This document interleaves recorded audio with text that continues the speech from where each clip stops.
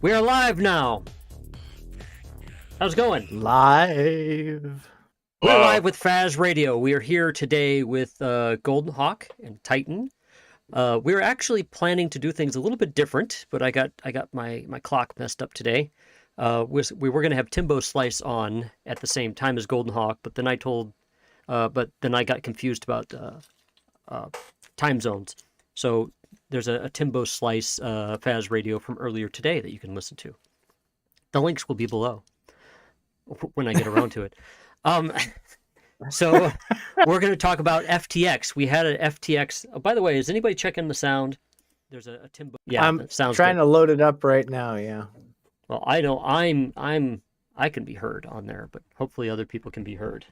Maybe some people in chat can tell us. Anyway, the other night, we're going along. We're having a great time. And somebody finally says, I can't hear anything Faz is saying. Yes, we're like 15 minutes into the show, and apparently nobody could hear what I was saying the entire time. So now I'm really like wigged out about sound. However, since we're back on OBS now, if you notice, if you look on YouTube, you see those little sound bars.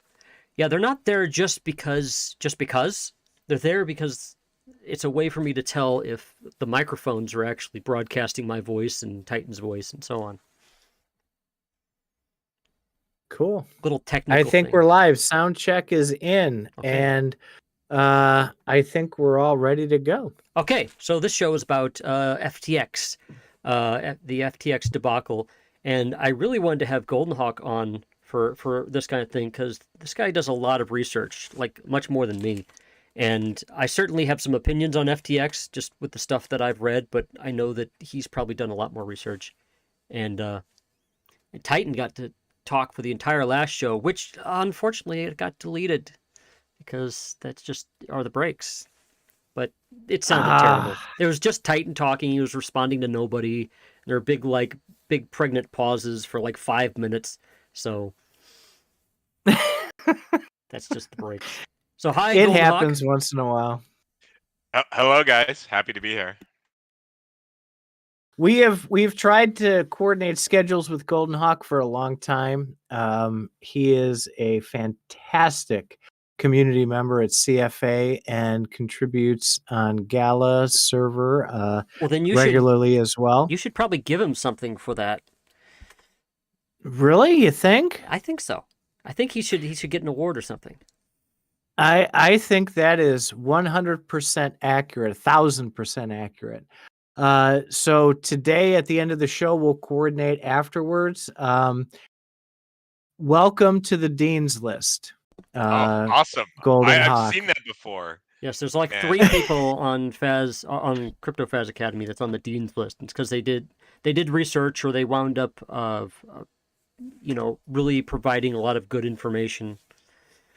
Yeah, so those who go above and beyond for the community, we award that. I know people thought we forgot about it, but it's been pretty quiet over the last few months with people getting upset about the crypto winter.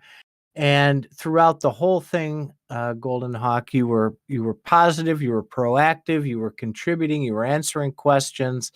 And we have not forgotten about that. I always say I'm always watching. So we'll coordinate afterwards. We'll get you your NFT and your role and take it to the next level, man. Awesome. I'm honored. Thank you. So that means you get access to the pool, the private jet, and the stadium. Anytime you want to play a game is in the stadium. Just go to the stadium, let yourself in. If you can't let yourself in, just break a window and let yourself in that way. We'll take care of any of the damage. Sounds amazing. So GoldenHawk is the hawk part of it is absolutely 100% accurate. I don't know if he's actually gold. I think he's a Seahawks fan, but that's just me. Maybe. Well, yeah, the helmet thing, but even I walk on eggshells on occasion to watch what I'm saying when the hawk is watching, because he's corrected me a few times, even with some little verbiage slippage and some misconstrued thoughts and opinions. So with this whole FTX thing, I read a bunch about it, and stuff is breaking constantly. I know tonight it was put out. SBF went ahead and said that after saying yesterday, hey, don't worry about FTX US. Oh, by the way, we've included FTX US in the bankruptcy. So, GoldenHawk, tell us what are your thoughts so far on what's unfolding with FTX? Yeah, it's pretty mind-blowing. I think this was something definitely that was not on my radar. It's obviously I think though it's really eye-opening that it's a big concern for everything. That if something like this can happen to FTX, that they are running this um, stealing money from people and using it for their own gambling habits, that you could see something like this could happen to anything in crypto, basically. Well, they were and again, I don't have verified sources on this, and I don't even know where it's tracked, but at least from what I saw in several different places, they're saying like FTX was like the number 3 worldwide as far as size, right? Right, yeah. And and as this is coming out too, this BlockFi suspends rewards. Well, again, unconfirmed, but coming out, it appears that BlockFi rehypothecated those assets, the client user assets of BlockFi. It's alleged are being were held at FTX. Say it isn't so. Well, yeah. So again, I don't know. This is alleged so far, but these are the things that people are pulling documents on. So it goes way deeper, I guess. And with GoldenHawk, he ferrets out like all the fiction from the truth, right? And so opinions are one thing, facts are another. Is this something that Was that that you've fast seen? Nordic? Yeah, yeah. Well, he and I, he likes facts, I like opinions, and that's why we clash so much.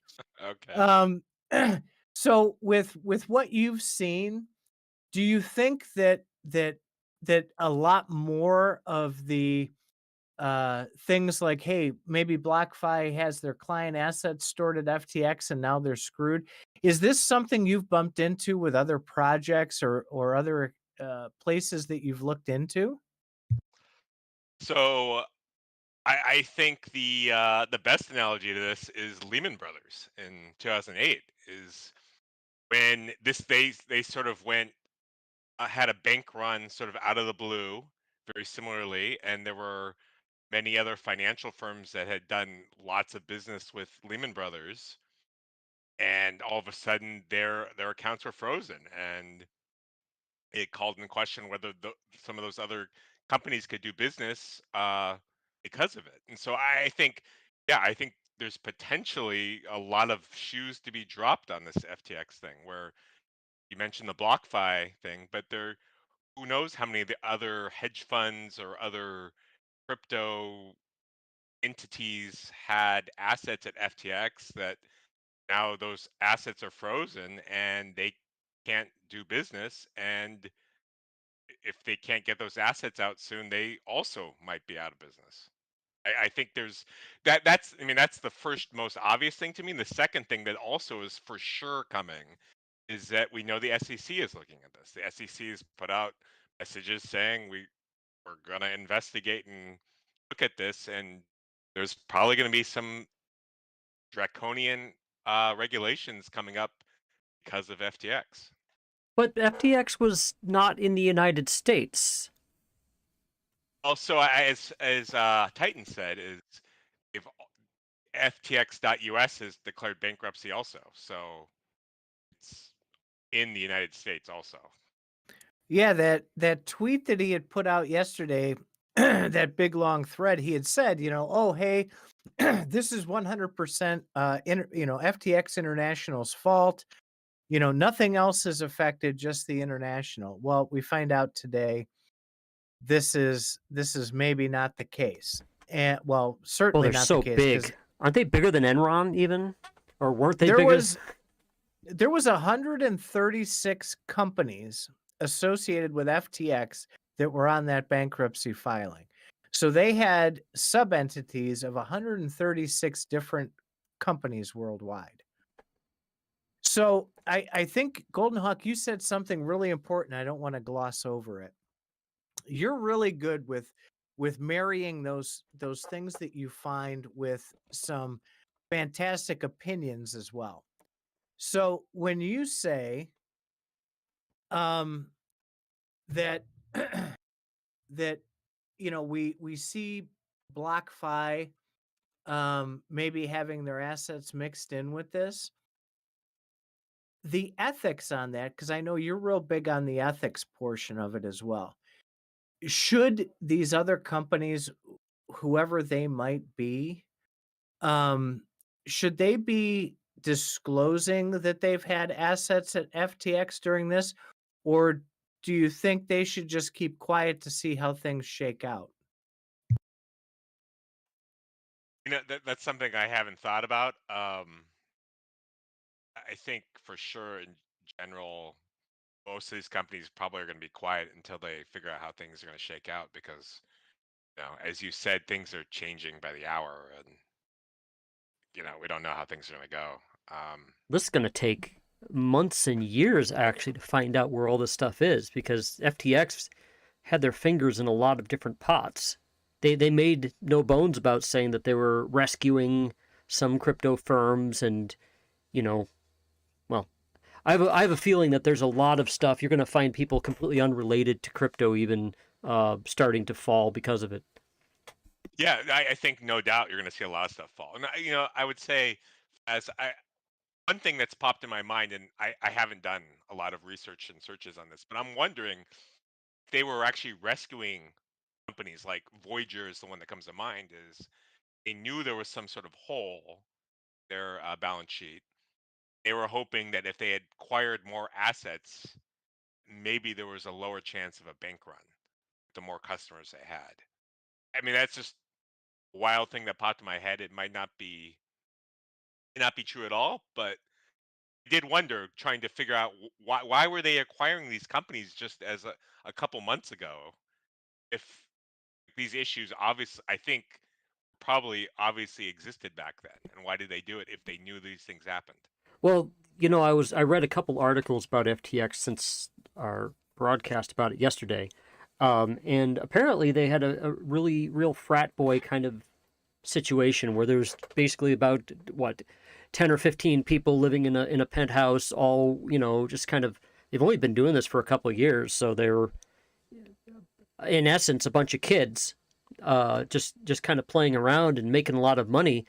And I have a feeling that that things just kind of got out of hand with them. I don't get the feeling that they were intentionally trying to be do a bunch of illegal things. I think that they just didn't know and didn't care. you know.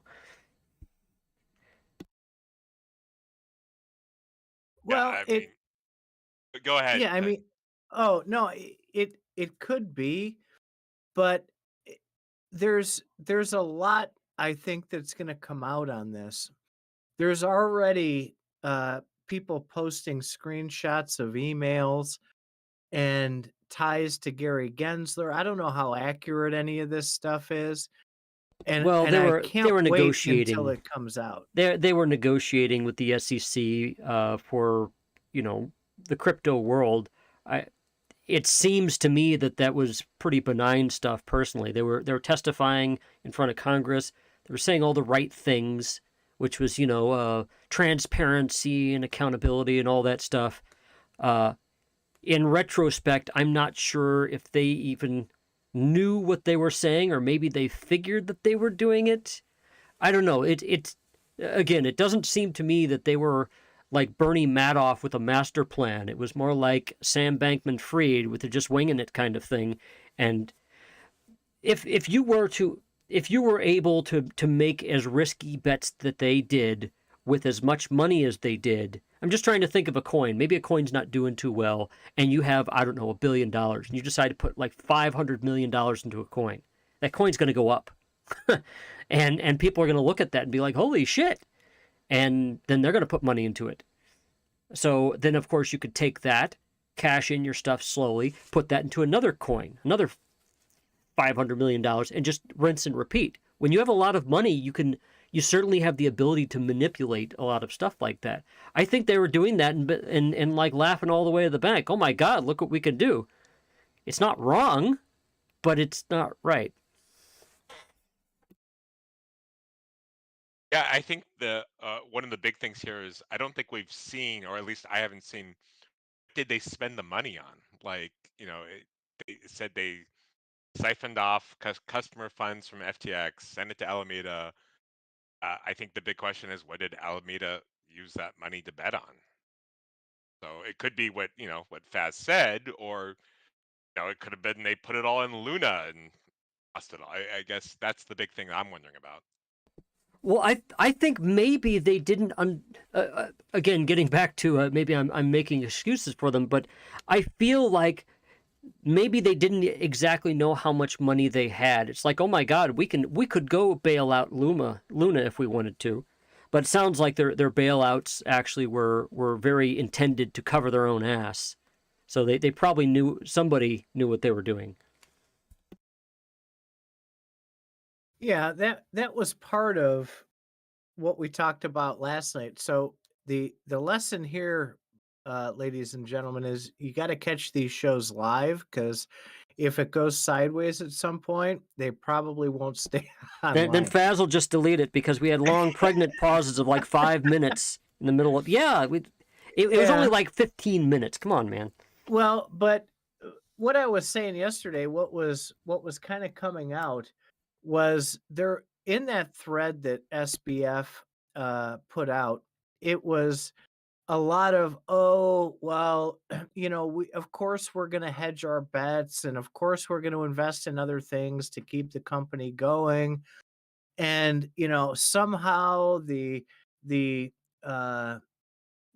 portfolio and the account that I used to move that money to other places wasn't labeled as customer money. Okay, So that I part didn't is know it ridiculous, though. was. Yeah, so I mean, I read that thing and I'm like, this guy is like searching for any out he can get at this point.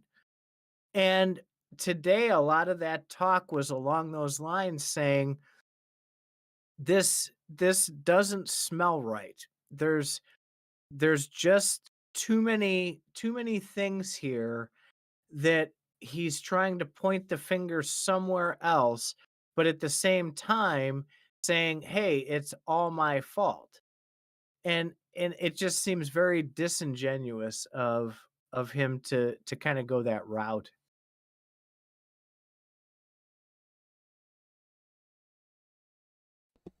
Dead air, man. What's going on? Yeah, well, okay, I'll say so. It's pretty mind-boggling. I mean, all the puff piece articles we've seen on Sam Bankman-Fried is that he's a big donor. He wants to donate all his money. I wouldn't have thought he'd want to scam people. I don't know if this was a scam or not. I mean, it's really hard to figure out what happened here. I mean, it does sound like he does, his number one priority though is to get the holders of FTX their money back. Even if it costs him all his money, which sounds like it's going to. But yeah, I don't know. It sounds like all of his money was probably tied up in other things. So his money might. I mean, I've said this before. If you have money in the stock market or money in crypto, you actually don't have that money. I mean, if he had $30 billion in other cryptos and stocks and stuff, it's not real. He has the ability to come up with it, but as the market goes down, so does your money. So it happens to be that he's lost his money now at the bottom of the market whoever gets it, if it's the government that gets it and stuff like that, if the government just holds on to that when the market goes back up, they're going to be doing pretty well. If they keep the actual assets, if they manage to seize the Bitcoin itself. So with that being said, I have one more question about this FTX thing. Could it be that let's assume for a moment that this is an accident. It truly is an accident, right? Things dominoed and it just failed. Does that, with them being as big as they were and being the number 3 exchange out there, is crypto that fragile? Well, it's new. It's Yeah, but still starting is out. it that fragile that it can go from $60 billion to 0 in 3 days? It's not Is that fragile. how fragile the It's space is? speculative. It's speculative. When the market goes down as much as it did, you get to find out who's really interested in crypto. And whatever we're at right now, Bitcoin's at 16,000. That's probably, people like to call it diamond hands. So those people are diamond hands. Those are people that actually want the Bitcoin. I think that when you get up to where Bitcoin is at like 60,000, and all the other coins are way up, they obviously have the coin for speculative reasons. There's a reason why they say bear markets shake out, all the paper hands. Well, now we see who's still left. And after FTX finally implodes completely, then whoever's left is still in the market. When you compare it to the last time that the crypto went down, Bitcoin was down to like 3,600 or something, 3,500. So it has gone up quite a lot since then. And if you look at the performance with the stock market, it's still done better than the stock market. So what's really fragile then? You're just, I think you're just noticing that it's a much more choppier market. Well, I mean, like, for example, right, we've had these implosions, and GoldenHawk had mentioned Lehman Brothers. That took like a month to like spiral into death. Luna went down over like 10 days. But this was like wham, instant, and there was obviously there's collateral damage. I was flipping through some tweets earlier, and people are posting screenshots of crypto.com starting to limit withdrawals. Maybe they had assets over at FTX, which is why I was kind of asking that question a little bit earlier. Should these companies get the word out early, or should they be quiet to not hurt investors? Is the risk of maybe being able to squeak out of it more than the ethics of telling people straight up, hey, we got most of your money over here, and it's at risk? This is such a tough set of decisions that has to be made. So I'll put in here that I do think the crypto markets are very fragile. FTX, if it was the number 3 exchange, like there aren't that many big exchanges, and you do something like that, it erodes the trust in the whole ecosystem. And even beyond that, like the last thing we've been talking, what we've been talking about for the last 2 years is the SEC and government regulatory scrutiny, and that's the last thing we want. And this for sure, intensifies that maybe fivefold. Um, so in going back to Lehman Brothers, I mentioned that was a big domino that knocked a lot of things over. But Lehman Brothers was, maybe one of 50 large financial institutions. There's all sorts of hedge funds and investment banks and commercial banks in the world. But in the crypto world, like, aren't 50 different institutions like that. Like, you could probably count on 5 or 10 fingers the number of institutions like that. This is much, much bigger than Brothers. Crypto is much more fragile. Confidence is definitely shaken for the average person. So I would say in general, this is a big setback. So I put out a tweet thread on Wednesday And I had a little bit of word vomit there, and as Faz likes to say, it's Uncle Titan's rant. So is this the opportunity that we've needed? Because I've bitched on Faz Radio for a long time that, you know, decentralized really isn't decentralized. It's a bunch of centralized entities promising decentralization. Is this maybe the cue that we need to bring those devs out of the woodwork to start building decentralized things? Because we've seen all these centralized entities, these huge centralized entities, just completely destroying everything in crypto. I mean, is this a cue? Should we be pushing for that harder now?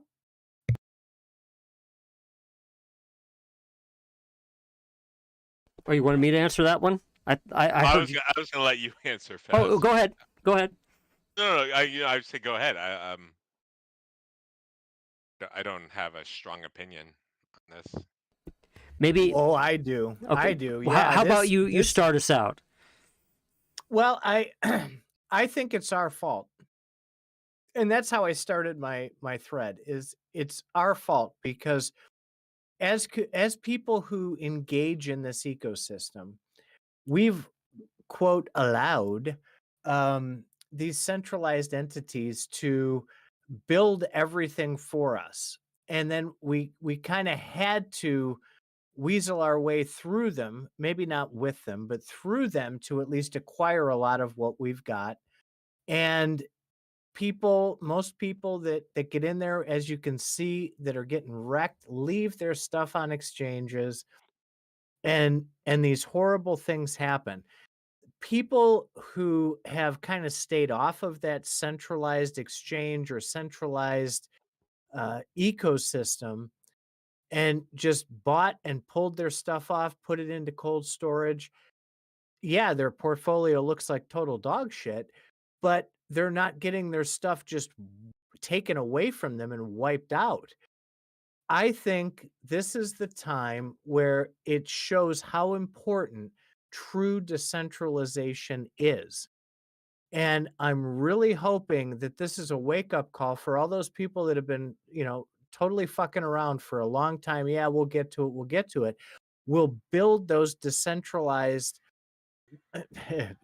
funny as it sounds, those decentralized walled gardens so that things like this FTX mess, the BlockFi, all that stuff can be totally avoided in the future.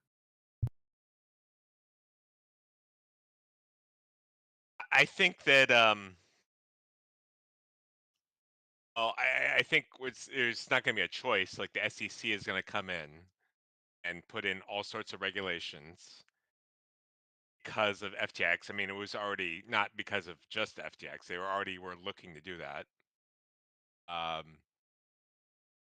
But just all these regulations are going to mean that the centralized stuff. I mean, it's not going to also protect decentralized stuff, I guess is the point. Like Well, Uniswap is decentralized. They're headquartered actually in New York. They're going to have to face U.S. government regulations. the Nothing's problem. going to be protected. Okay, so here's the problem with people keep beating each other over the head with this word decentralization, or rather they keep hitting that drum. This needs to be decentralized and so on.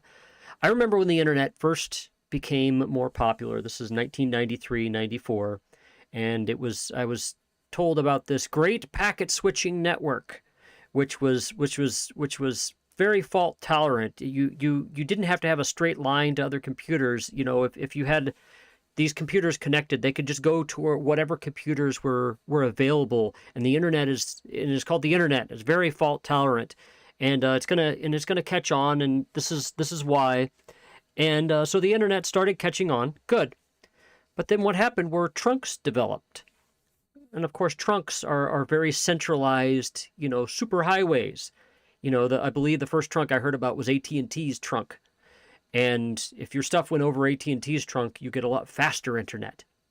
and everybody else came out with their trunks, and then eventually now trunks are pretty ubiquitous. I don't know who owns what anymore, or even how that's set up anymore. But the point is, things started centralizing towards certain companies kind of controlling the internet, when the internet was designed literally as ARPANET by the US government to not be able to be controlled. And so now I see crypto doing the same exact thing, where it's like, hey, you can have all these computers connected to each other. See, my computer, I can access my wallet, which is over on this computer, or on the computer network, serviced by miners and serviced by nodes and stuff like that. And what you will start finding, if not already, is cryptos or systems being very, very specific about where messages go and how things are routed, and then you're back to centralization again. Why? Because centralization is focus. There's this book that I've read many, many years ago. It had to do with programming. It was called The Cathedral and the Bazaar. The bazaar is in a marketplace in the Middle East. The bazaar has anything and everything in it. And you can find whatever you want there. And the cathedral, that's a place where people focus. They do one thing. You finally polish some things. And so you can write some software, some really good software that's done like a cathedral. Or you can have software that could do damn near anything, and it's kind of the bazaar, but it's less focused. And I see cryptos doing this too. Some cryptos are very focused, and some are just all over the place. And people are going to jump in, and you're going to have to choose which one you like. It turns out cathedrals tend to do better than bazaars. Bazaars seem, in my opinion, to be a good way to evolve cathedrals to doing other things. But the cathedrals are where you really highly refine a technology. It also happens to be how you control people. And so, the whole point of crypto was to be a bazaar. It was, there is nobody that can control things. And now it's to the point where you have certain players that are controlling things. And so, yeah, when it turns out that companies like FTX might have had outsized power, maybe they have outsized power over Bitcoin. Ooh, that's a pretty deep thought. I mean, if they had like 200,000 Bitcoin or three, I mean, right now I see all these companies like Michael Saylor buying Bitcoin all the time. I see all these companies trying to acquire as much Bitcoin as they can. Why? Because they want to corner the market. Eventually they will, because eventually all the poor people are going to sell their Bitcoin to somebody richer. That somebody richer has the time and the energy and the money to sit there and wait everyone out. Eventually, all the Bitcoin will percolate up to all the rich people, and you know what they're going to do? They're going to rent it back out to you. Or, the wonders about blockchain is you can create a new coin based on Bitcoin, and you can call it Everybody Coin. And so that was one of the draws of Bitcoin, is if something got too centrally controlled, bam, another coin comes up. Well, now the government's doing it. The government is starting to, they will pick winners and losers with crypto. If not Bitcoin, then something else. They can't control Bitcoin, so they don't exactly, it seems to me they don't know what to do with crypto right now, but they can start accumulating it and control it that way. In the meantime, then they could start picking winners and losers and saying, okay, we approve of this crypto and not that crypto. Any crypto that they approve of is going to go through the roof. Why? Because it's the government. It's blessed by the United States government. Who wouldn't want to have it? This thing's a sure thing. So yeah, people are going to try to control crypto just like they control the internet right now. And you're going to see the Googles and the Yahoos and Yahoo's the beginning, but you're going to see Google and Facebook and Amazon all popping up with cryptos. And you're going to buy some company-sponsored crypto. I don't know, like what would Facebook want? First they had that Diem crap. And then they had Meta something or other. I don't know. They wanted to go somewhere with crypto, and luckily they were fought off. But that's a perfect example how a company is going to have can control part of the crypto market by being the preferred coin. Wow. I have more. So but no, go ahead. Well, I mean, that was You talk about Uncle Titan stories. Holy mackerel, boy! You went there. So, Well, you said, wait a minute. Mr. Titan here typed in the window that he's going to go get himself something to drink, and I needed to go talk. So I do exactly what he wants, and now he comes back saying it's story time with Uncle Faz. Let's just call it how it is, buddy. Go ahead. Was that the whole story time? I thought that predated it. Okay. That was story I have time. no idea what's going on anymore. no, so I think we've kind of beat FTX for what we know for right now. Something more familiar to all of us and to most of the listeners is the state of blockchain gaming during crypto winter.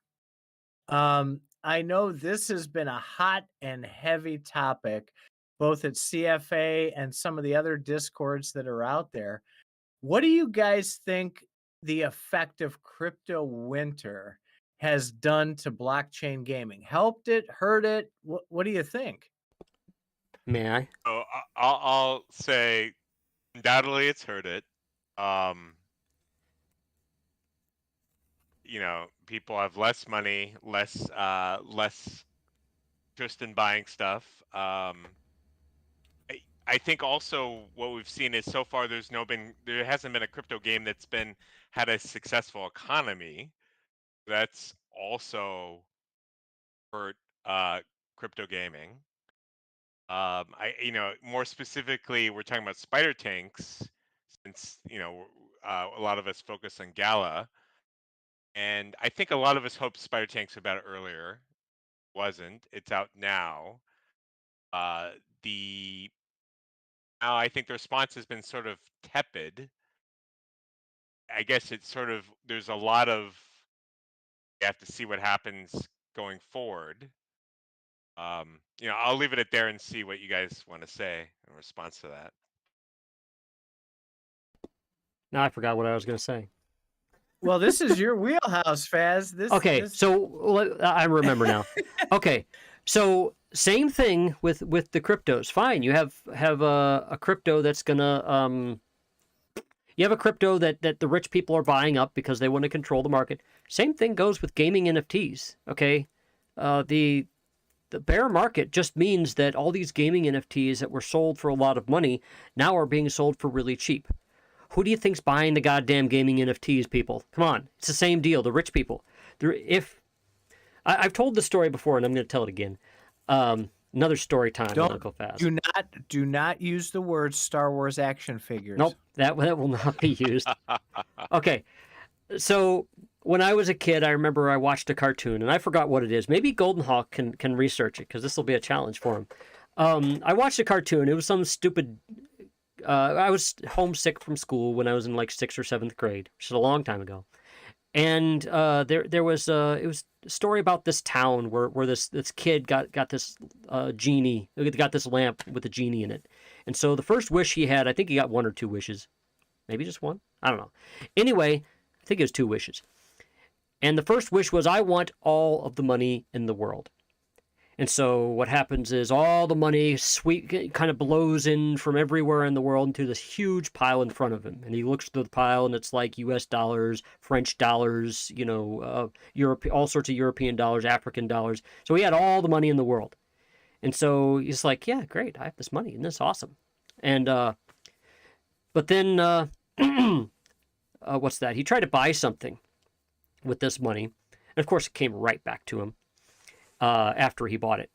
And then so that became a problem. And then afterward, like the town, the town he lived in, like the mayor came and said, hey, look, we need money to operate, and could you give us some money? But he couldn't give him the money because he had wished all the money in the world.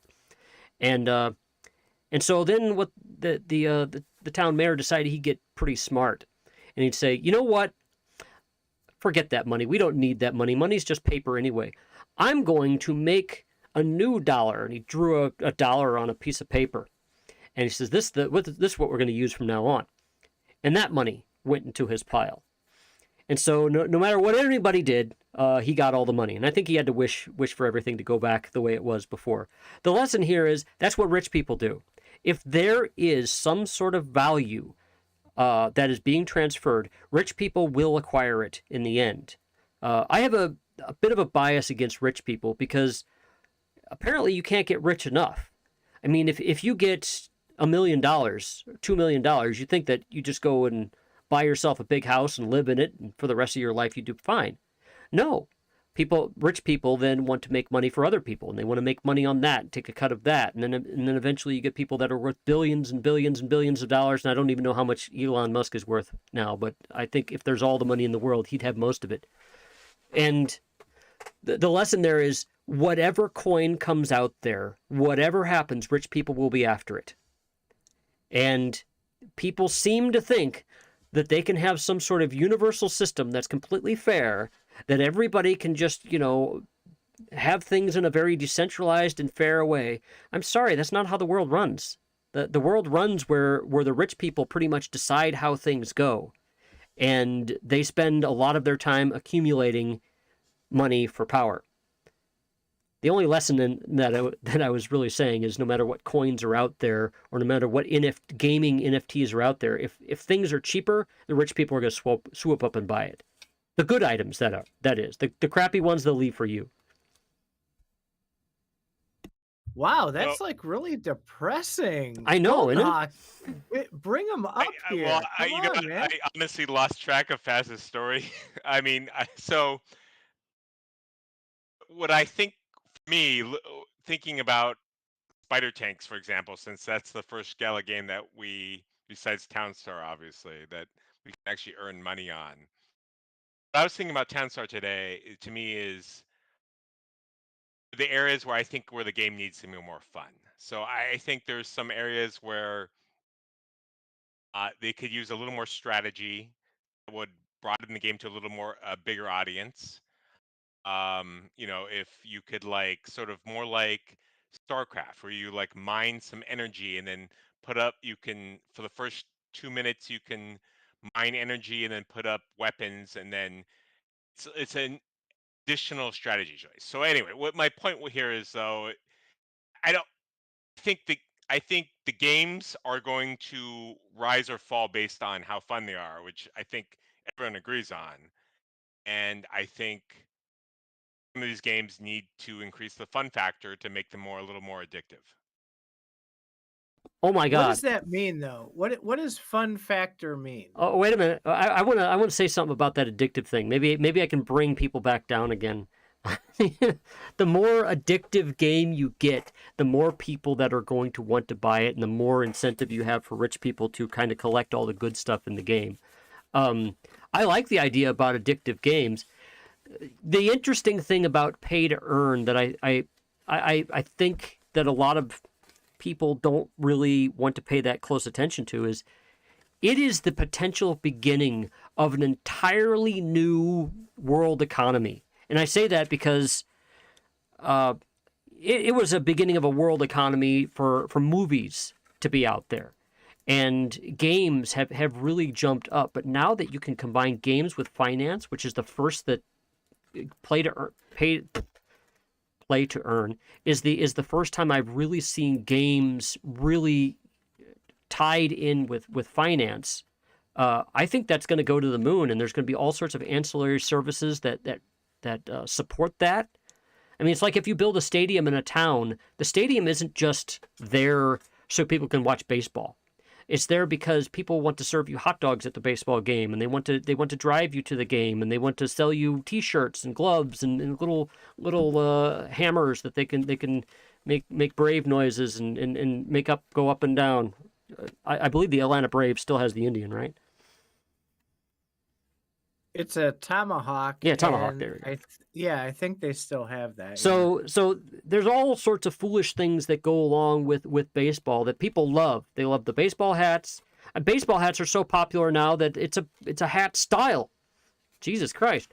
So games are going to have all sorts of ancillary services around them. When I first got interested in NFTs, I realized that not only could it be used in one game, but it could be used in another.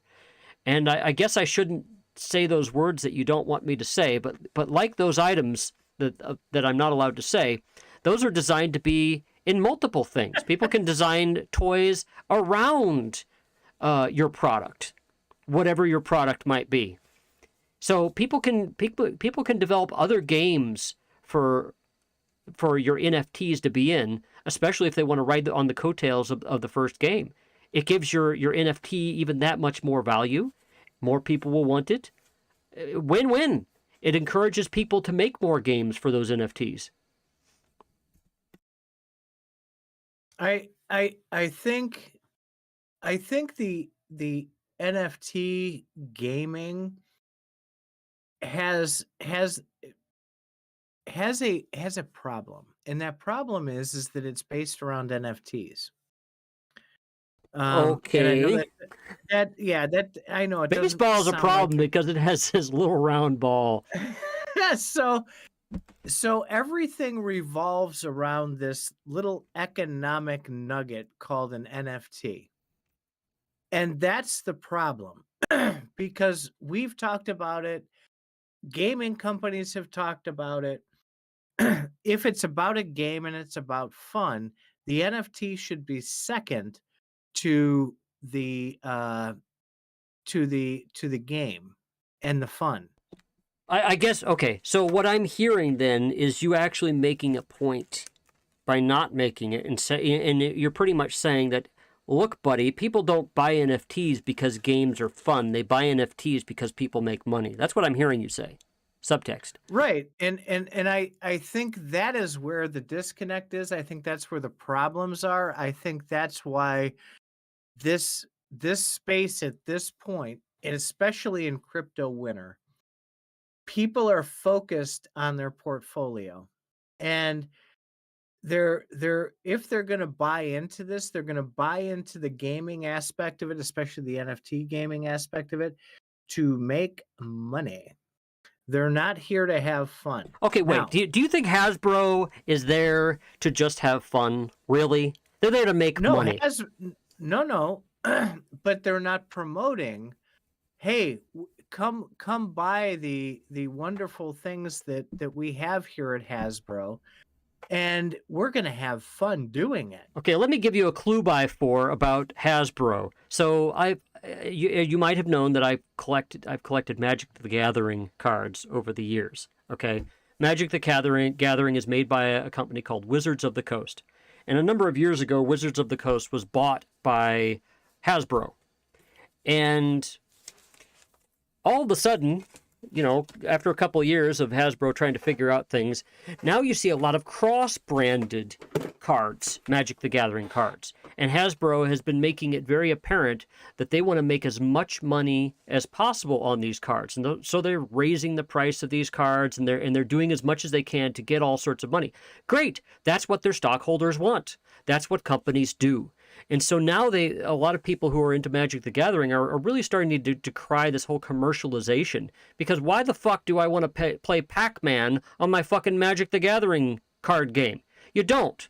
They have Walking Dead cards. They have Street Fighter cards. They have this card. They have that card. They have every kind of card. It's like, where's my Magic cards? They've in one sense, you could say that they've sold out. But from an investor sense, well, no, that's right on. They're maximizing the draw of these cards. So that's what companies do. And that's what rich people do, is they maximize the value. They're focusing all those prices up. Could they make those cards cheaper? Yeah, they could. But apparently not. It must not be good for business. GoldenHawk, you got to help me out here, man. Well, I'm trying to get him over. What the point was even what. So we were talking about NFT gaming. Let's talked about Magic. Well, a Titan said something along the lines of, "But gaming, you know, is cool," and I'm like, "Wait a minute." NFT, you know, I think he was what? Okay, right. We were talking about gaming being fun. Oh yeah, gaming being fun, and that was the original point. And okay, so but there's a lot of degens in crypto right now, and those degens are pretty much kind of calling the shots about where things are. And so if you have a game at all in crypto, if you want to make any sort of money, you at least need to answer the degens' needs. And the degens are saying, can I make money on this? And every crypto company is going to be like, well, we're not supposed to tell you you can make money, but you might be making money. And they're kind of saying it under their breath. You know you're going to make money if you buy a gaming NFT because it's so early and so on. Okay. Yeah. Okay. So I guess this is now I get where what we were talking about. So I think, but no doubt, for any crypto game to make money for anyone, the game has to be fun. Um, that's obviously a hard task. Like the game, there's thousands and thousands of non-crypto games that people make that are competing for market share, and many of them aren't fun. And there's only so many that people like, and there's only currently so many, there's not very many at all crypto games that people are making. And based on the ratio of non-crypto games that are fun, there's not going to be a lot of crypto games that are fun. And I guess just my observation is that, like, the game does need to be fun in order to make money for anyone. That, I guess that was the point I was saying. Well, there are a lot of games out there. See, this is what kind of makes me wonder how this is going to suss out, because there's a lot of games out there where they make the game and they might not get their money back. And there's a lot of movies out there where the movies get put out but they never pay themselves off. So there's going to be Sure. bets that entrepreneurs have to make on games, and that's still going to be the case with crypto games, even the ones that pay you money. They're going to Sure. screw up their economy.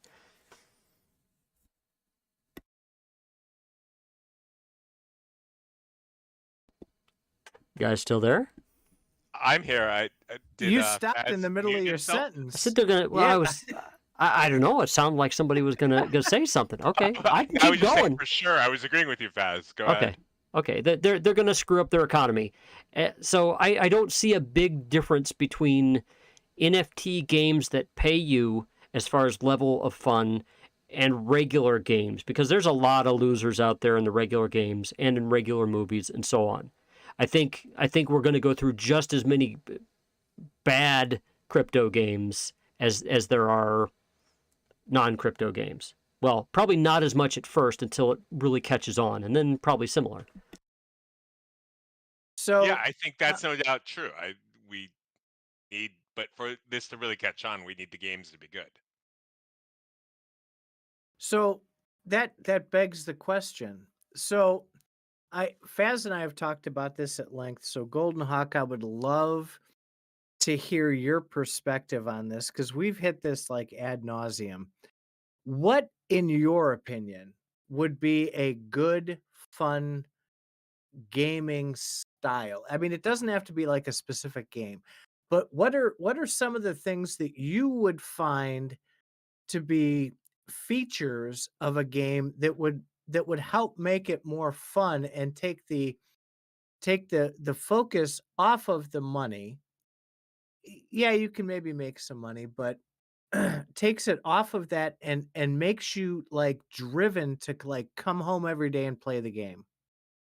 Yeah, so I was talking to people today about exactly this, related to spider tanks, and I think in general the most popular free-to-play games are ones that are addictive, where you keep playing over and over and over.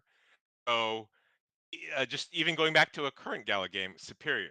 I played that many, many times because every time I played, even if died quickly, I got experience points.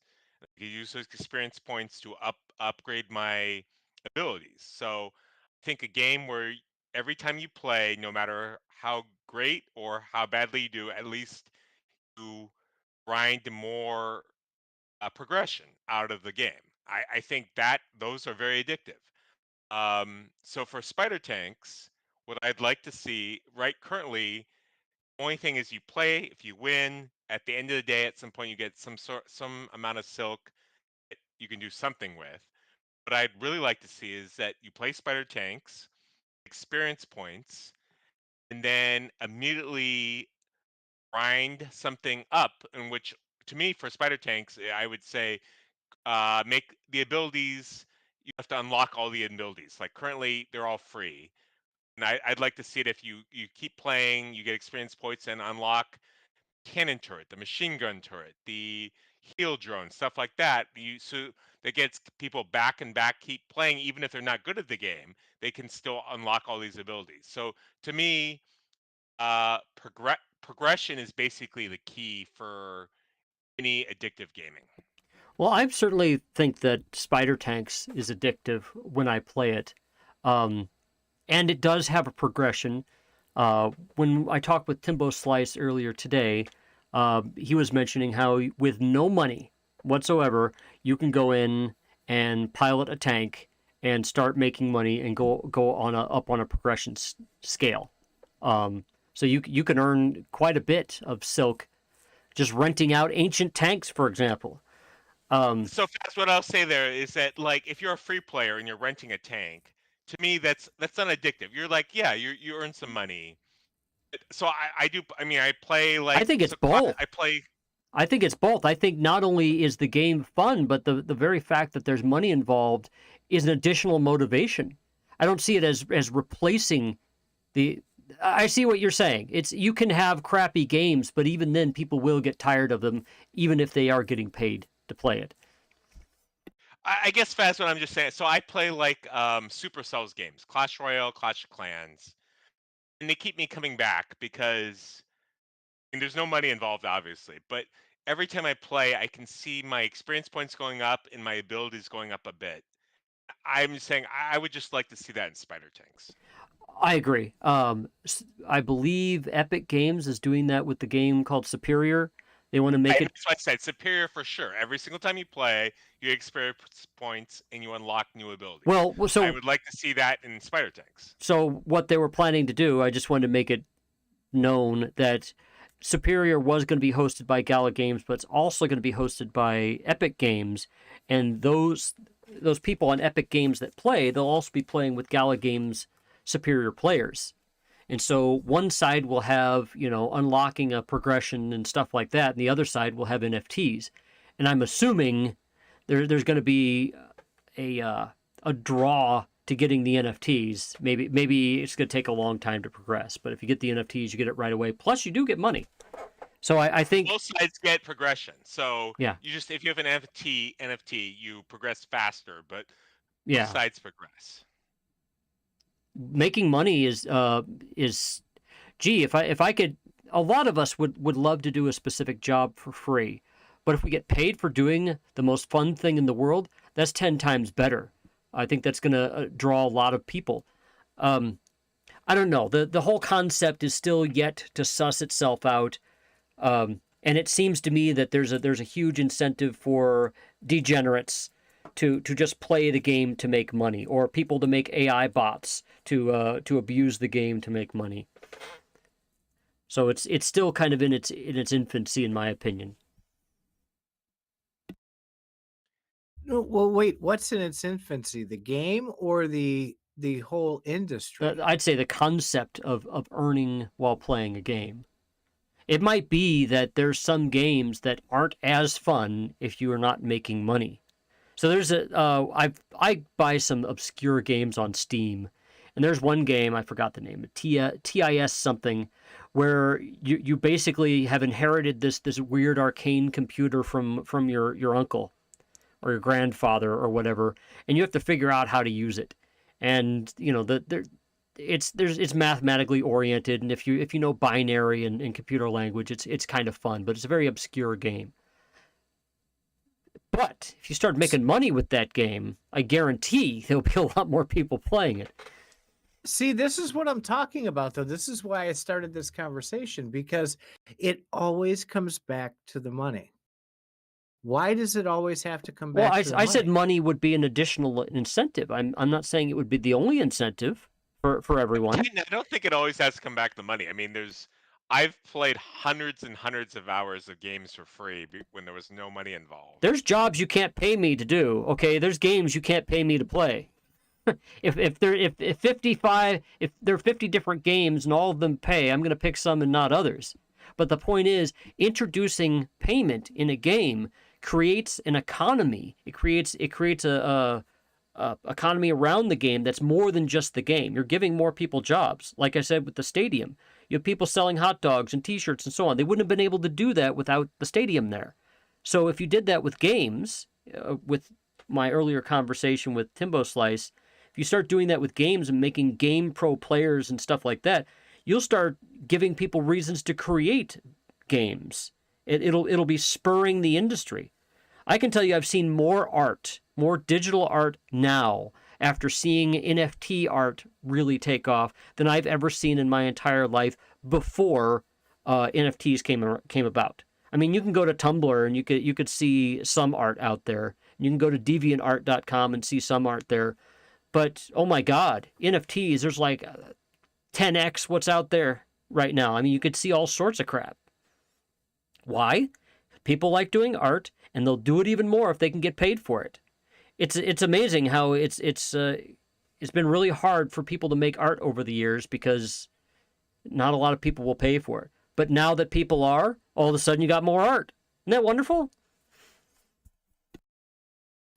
Well, with art comes the utility, right? So you can have a beautiful um whatever NFT and use it in game, but then that transforms that beautiful art into a commodity that is used to earn money or earn Well, rewards or whatever the case may art be. is a commodity even outside of NFTs. Yeah, but again, we're back to the money. And how do you break free of that? You mean you're and back to the just money? You don't need to break free of it. We're talking about an additional thing that's out there. Right now, games have been made and we're not getting paid for them, and we're enjoying the games for what they are. However, gamers are getting upset because they're buying less and less of a game. These games are harder to make now. They're buying less and less of a game, and they have to get downloadable content, pay extra for downloadable content just to enjoy the full game. And then they got to buy skins and they got to buy other buffs because they can't get them any other, well, they can't get them easily any other way. And so they're tired of that. And maybe they're tired of paying one gaming company this kind of stuff. Maybe after they put $10,000 into a game, maybe they'd like to get it back. Wouldn't it be nice if you could actually sell your game assets after you've used them, after you're done with them? You want to get out? Here you go. I've sold my stuff. Now I'm going to go play another game for a while.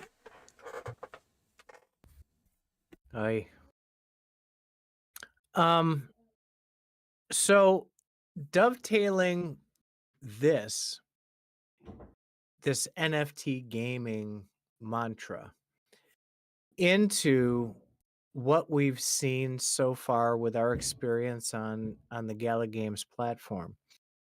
Do you think that the way that Gala has set this up is a model that can continue to provide what the community needs versus the model and or economy and or experience you could get with the Mafia setup? Well, I think the Mafia setup is a different setup. You can still play spider tanks for free if you'd like. If you don't want to have money involved with your game, you can simply play it without a wallet and kill people left, right, or kill other tanks left and right. Nobody's preventing you from doing that. They've just added an economic driver which wasn't there before. The Mafia is I think doing an excellent thing by building onto what's rapidly apparent as being an ecosystem. They're wanting to make pro players. I mean, it's one thing to have pro baseball players and pro football players, and then you get pro soccer players. Why not have a pro Pac-Man player? What's wrong with that? You could still play Pac-Man. You can still play it for free. Nobody's making you pay that money. So I would think it'd be all about the money if somebody made you pay the money.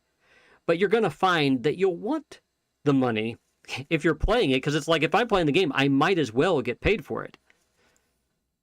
So, Titan, I thought with your question, you were going to ask Ella versus a competitor, not Mafia. And Well, obviously, sort Ella can do it sort of. better than Mafia. But I Yeah, think well, other competitors are coming out. And if Gala doesn't step up, then other competitors might do it better, for sure. so there's everybody right now. So let me throw some context into that. so I listened, of course, to the earlier podcast with Timbo about the Mafia experience. And what was brought up in there is the Epic platform, obviously the Gala platform, and the differences between the two, and then the further difference of what the Mafia wants to go ahead and implement and how they want to set that up differently. So you have these different models. You have the non-blockchain, non-earning of Epic. You have the middle, which is, with the Mafia, you can earn or not earn. You can play on blockchain or not play on blockchain. Then you have the other side, which is the Gala Games, and that Gala Games platform has you're on blockchain and you're earning.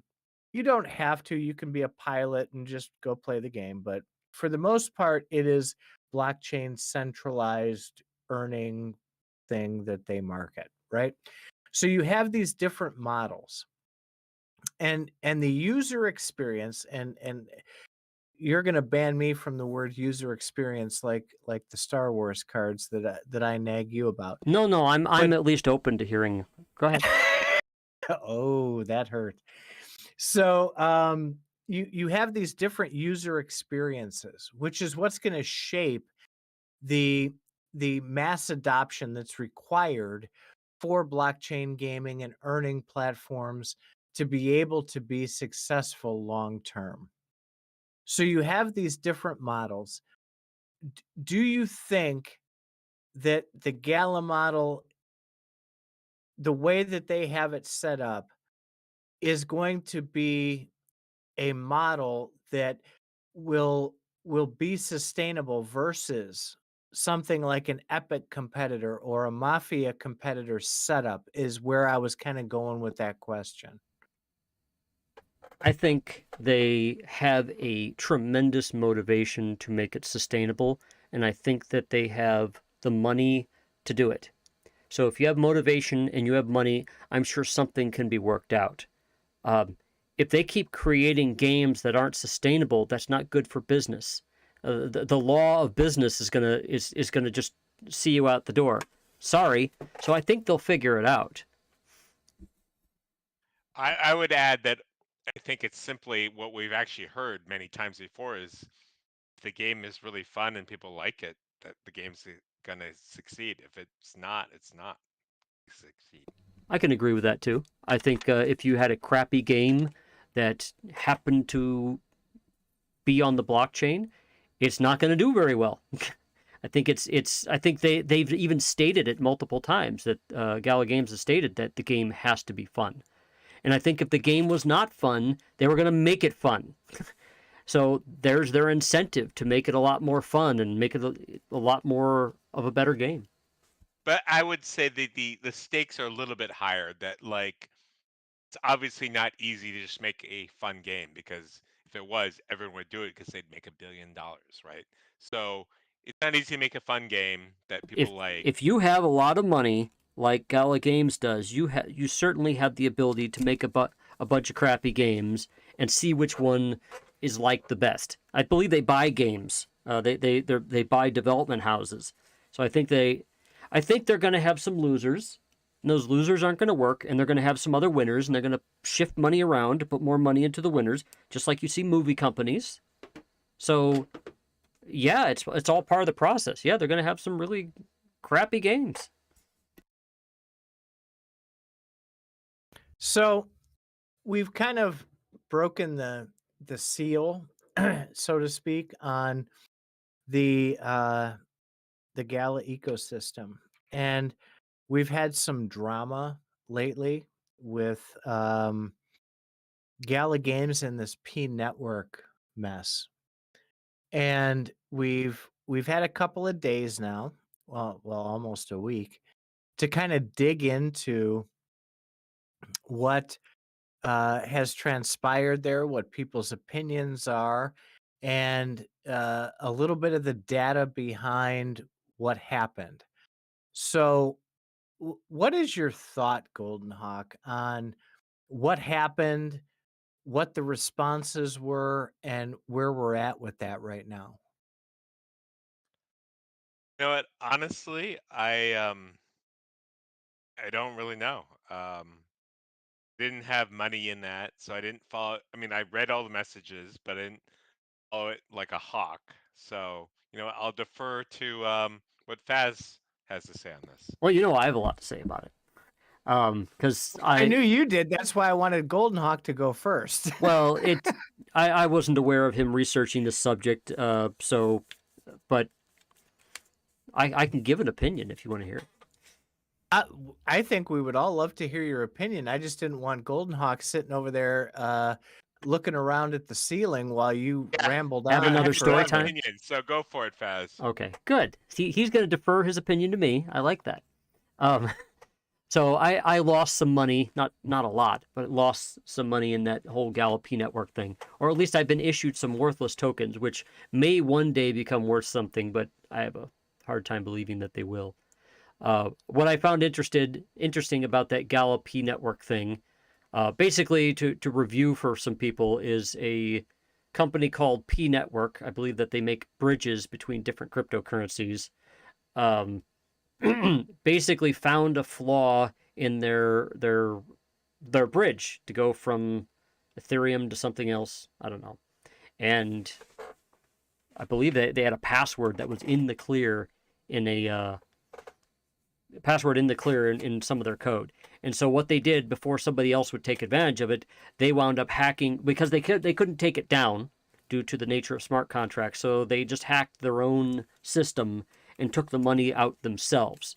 And apparently doing that, you have to close all the barn doors, make sure that they printed themselves up a whole bunch of extra uncollateralized Gala. And apparently you need to go make sure that the exchanges know about it beforehand so they don't try to sell this because they're hacking a liquidity pool of theirs, and all these exchanges use this liquidity pool. And so they printed up a whole bunch of pNetwork Gala, and it wound up getting sold on a bunch of exchanges, which means you have a bunch of customers that bought uncollateralized stuff, which means now everybody's pissed at each other. And I was one of them. I bought some Gala on the BitTrue exchange, and then later I was told that that's not really Gala, that's something else due to this hack. And now I just have a bunch of worthless tokens.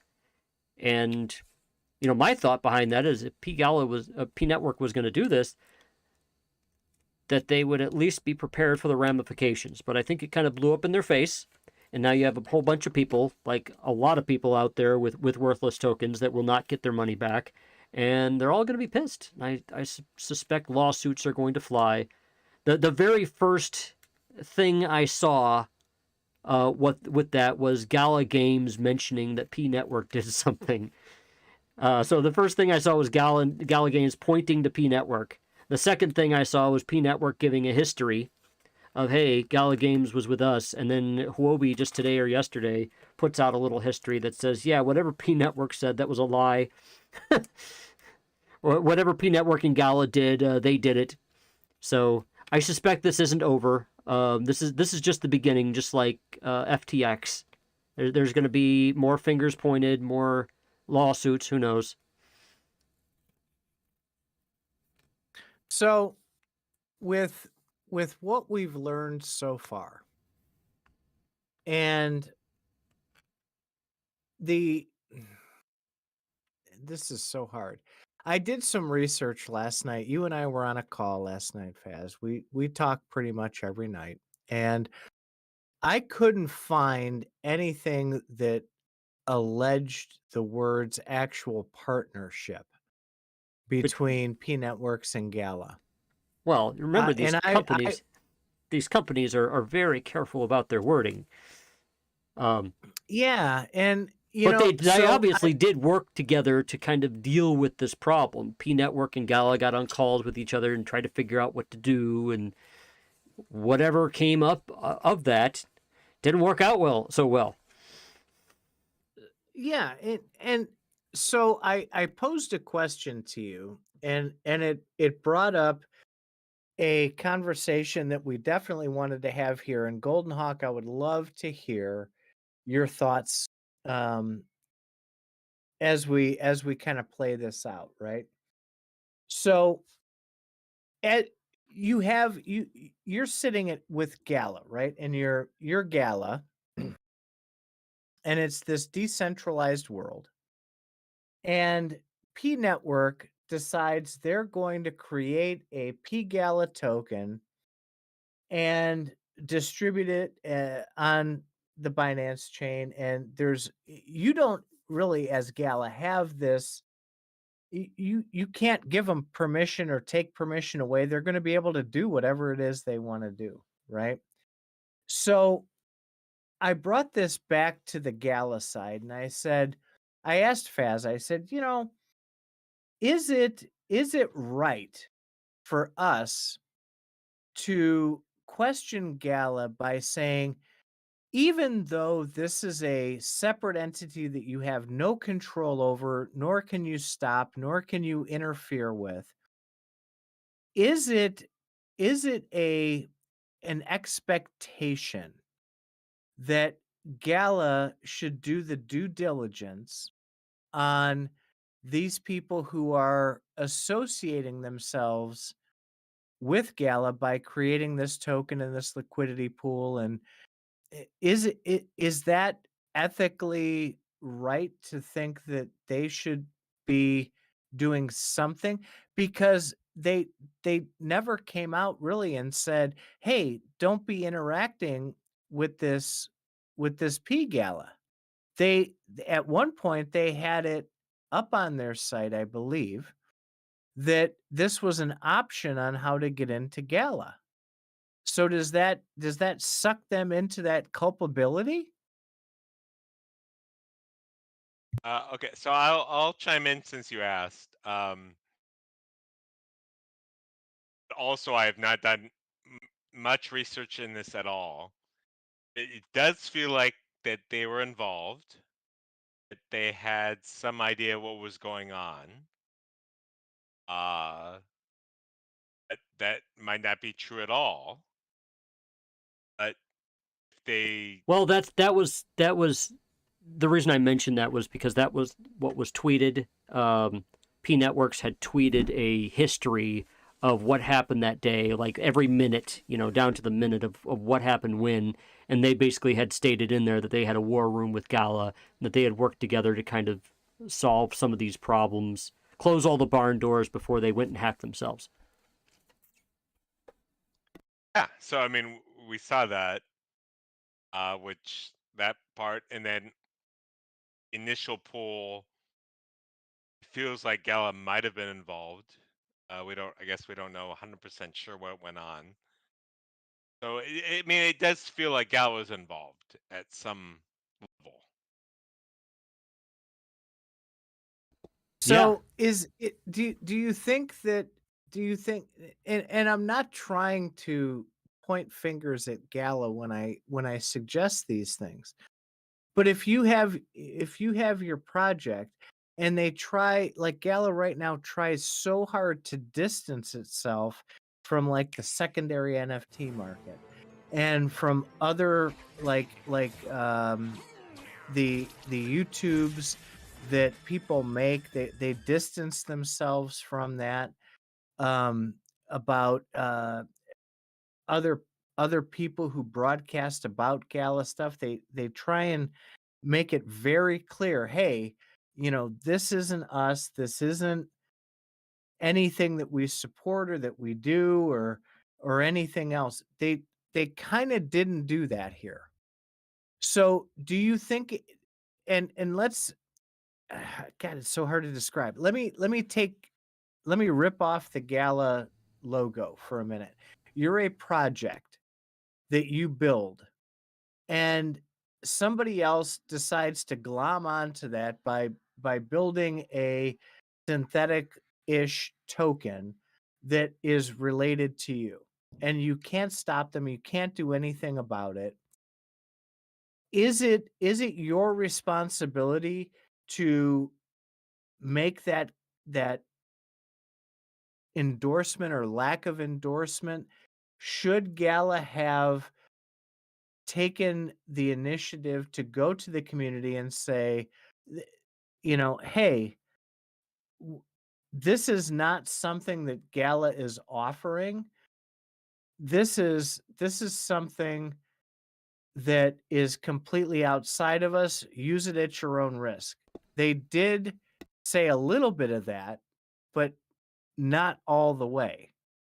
Can I jump in here really quick? And first of all, I want to say that before, when we talked about this, you were like, "Why didn't Gala tell us sooner?" Blah blah blah.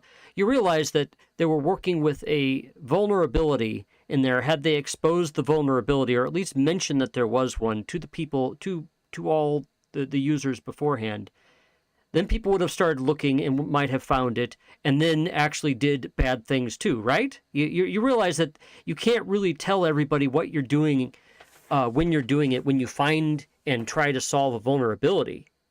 No, that's not what I said. What I questioned, and again, I was asking questions because I didn't know what that was. But if without pointing out a vulnerability or anything like that, you just say, look, you come out to the community and you say, look, we've discovered some things that could potentially be something that could adversely affect our Gala community. So for the time being, Wait, what? I think I need to go dump all my Gala coins. Holy shit! What are they assuming here? How come they didn't tell us? Why are they scaring the shit out of us? Because they're not telling us the whole story. Tell us what you knew and when you knew it, Gala. Tell us right now. That's what would happen, honestly. If you did that. Here comes Faz the apologist as always. No, I'm saying any company. Any company is gonna shut the fuck up until they know enough. Sam Bankman-Fried said something similar, so yeah, that's... Well, Sam Bankman-Fried also admitted afterward that it was his fault. So here's what that boils down to. Either you tell the community ahead of time, or you wait until you're sure that every avenue to that pGALA, every exchange has verified with you that it's shut down. Now, in our conversation last night, I said exactly that. Hey, maybe Gala had said to them those very words. Hey, we're not going to do anything here until everything is shut down. And maybe pNetwork went out and just did what they did. They jumped the gun and surprised everybody. We don't know that stuff. We weren't there. We weren't privy to that.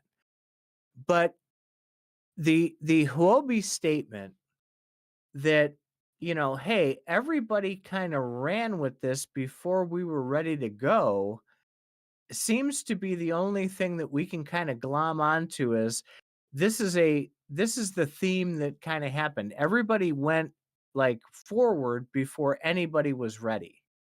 So where that blame falls is, I think, who's ultimately going to be responsible for that. I was trying to eke that out of you guys for conversation purposes. Okay. I see. You had no idea at all, so that's why. He had a hidden agenda here, folks. Okay, look. Sometimes I'm bad at describing this stuff. I'm trying to open up questions so we can kind of determine, not so much where to point the finger, but where the breakdown to the user. Okay, here, let me help you out with that question. I'll phrase it in a different way. Do you think that whole pNetwork solution was kind of messy? Of course. All right, tell me the way. See, you now have a lot to comment on. See, we could have done that in one sentence. So I think what happened is, it looked to me like people found something wrong and they got scared, and then they jumped the gun and did things too fast. That's what I think happened. That's what I said that the last time there too. It's like, oh my God, we found a vulnerability. And I believe the last time you said, well, the vulnerability had been there for 67 days or something, didn't you? Yeah. So. And so why was there such a big emergency where it had to be done right now? And so that's right. That was my initial question, and I posted that in one of the Gala channels. It's like, okay, well, if this has been sitting out here forever, what was the sudden urgency where you make an announcement and an hour later the shit's hitting the fan? Well, remember, that just smelled funny to me. Well, remember, I believe the issue was, a private key was in hold on. Yeah, A private key on was GitHub. on GitHub, and so you show a company that at any point they could lose. I don't know how much money it was.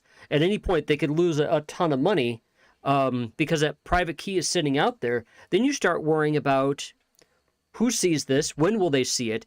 Should we if they say anything, are people going to go and scrutinize that contract right away? That's what I'd be thinking. Right. So, but that's exactly my point. And I'm getting close to the mic again. I'm sorry.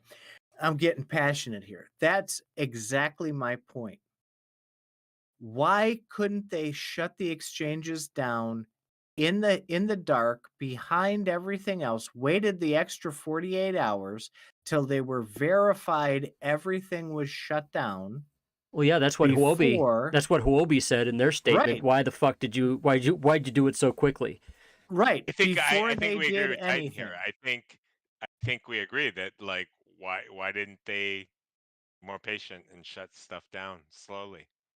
Before they made announcements. The problem is that the announcement was made, which focused everybody's attention on that, which I'm betting pNetwork will say, well, that's why we had to act so quick because they made somebody opened their mouth. Right. Well, remember in the previous Faz Radio where we talked about this, you were kind of complaining that why didn't they tell you sooner?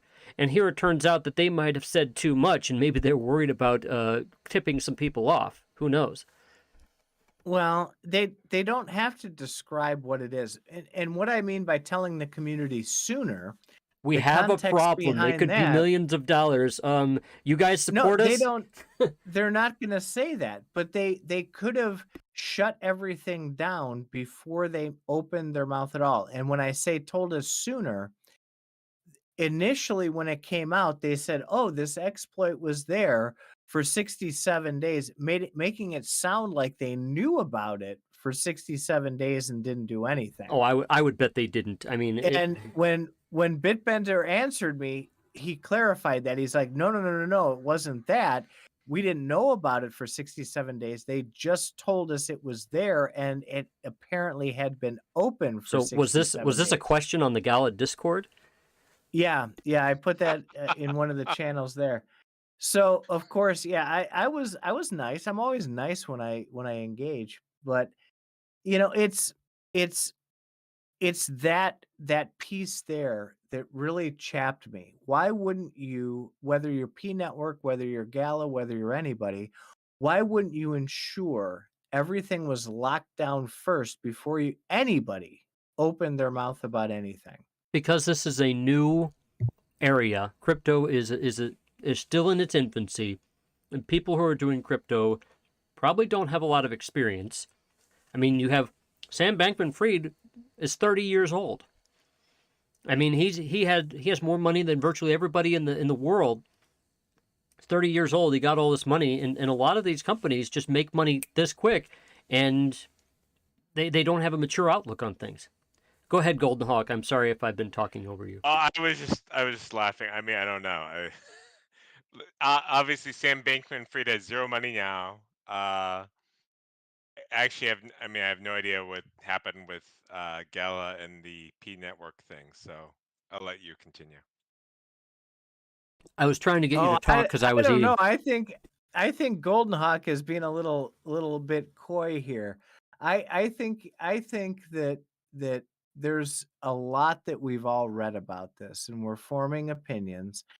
I have a suspicion that for once, I'm not going to go the conspiracy route that Gala screwed something up. What? From all the I know, right? This is like unique. I think they were truly kind of in the dark about this, and I think pNetwork was driving the bus on this. From what I've read, and I've read a bunch of different sources, it seems like pNetwork was driving the bus and kind of blindsided Gala with it. And I don't want to point fingers. There's a lot of research that has to be done, a lot of wallet addresses that have to be tracked down before we can make judgment on anything. But from the initial reads so far, it sounds like I do believe at this point that Gala was blindsided and they tried to do the right thing from the beginning, and it got out of hand due to pNetwork's itchy trigger finger on getting this done. Okay, so That's I'm sorry, didn't mean to cut you off there. So remember, this is the decentralization that you ask for. Okay, a decentralized situation means you have pNetwork, which is a company that does bridge stuff. They chose on their own to do bridge Gala to what, BSC chain or something, to other chains, and and they messed it up. So if everybody's a decentralized network, or sorry, if everybody's if crypto is decentralized and everybody's doing things in a decentralized way, they're not really affiliated with Gala. Now I have a feeling that they probably talked with Gala at some point, like, hey, we're going to do this, and Gala's like, okay. And I'm sure that, from how we find things out, that people probably knew of a lot more than what we think they know. And just like exchanges just sort of strangely list certain coins at a certain time, and it's like, yeah, people actually do talk to these exchanges beforehand. So I think that pNetwork made a mistake. It's on their timeline. We discovered this. We contacted Gala. They then we contacted exchanges. As far as what happens after that, I mean, they got to do their deed, and I feel like they were messy. They screwed up somewhere. well, I It's not like Gala was going to be pulling the triggers. So no, they had nothing to do with that side of it. But I mean, what if they talked pNetwork into it? I mean, do they have fault at that point? Is that what you're trying to say? I'm not trying to point fingers or get fault. What I'm trying to say is there's a lot of moving parts in here, and my ultimate point is I do agree with at least the statement that Hobie made, in that this was handled really, really shitty by everybody involved in this. Well, remember, decentralized situations are going to have a lot of moving parts. So I would suggest that you expect this for stuff in the future with crypto. I think but nothing's decentralized here. pNetworks is not decentralized. Gala's not decentralized. What do you mean by that? Would be even worse. I mean, if they fit your definition of decentralized. I mean, at some point you need command and control of any situation to get things solved, any problem solved. Otherwise, you're going to have a decentralized. You have to wait years for a decentralized set of smart contracts to accommodate every single situation that could possibly ever happen. And I don't think that's going to happen. Well, you're always going to have a maintenance team somehow, some way, with even the most decentralized network that's out there, right? So Bitcoin still has a team that is maintaining that network. All right. So if there is a boo-boo or a breach,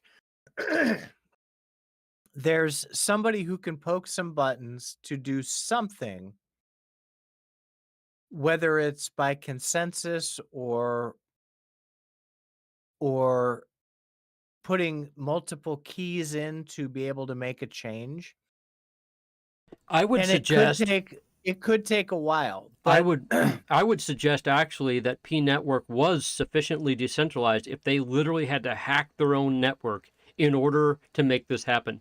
They didn't they didn't go into admin mode and do it. They had to hack their network. No, they didn't have to hack their network. That's what Hobie was focusing on and keying on.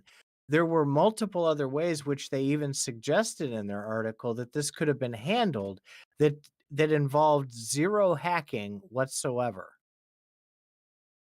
So that is what does the eyebrow raise. It's like, why were these, was it panic decisions, and by whom were those panic decisions made, and when do they make them?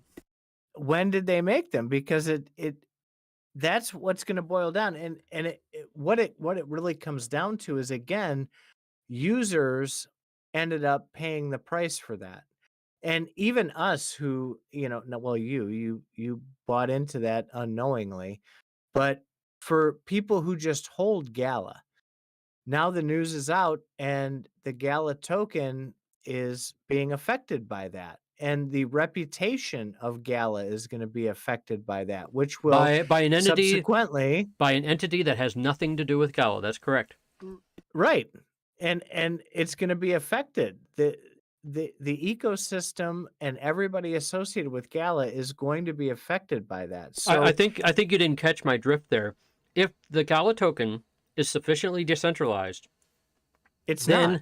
let me finish. If the Gala token is sufficiently decentralized, then the very fact that it was affected by a non-Gala entity is proof of that decentralization. If you're saying that you only want Gala to affect that, you've just described a security. But now we have proof that a non-Gala thing. Whoa, Faz. Okay, so Save Titan now. Help him out. He's flailing. But I'm not sure this logic chain. I'm not sure that holds true to me. Like, there's many obviously things that can affect any token. That has nothing to do with Gala.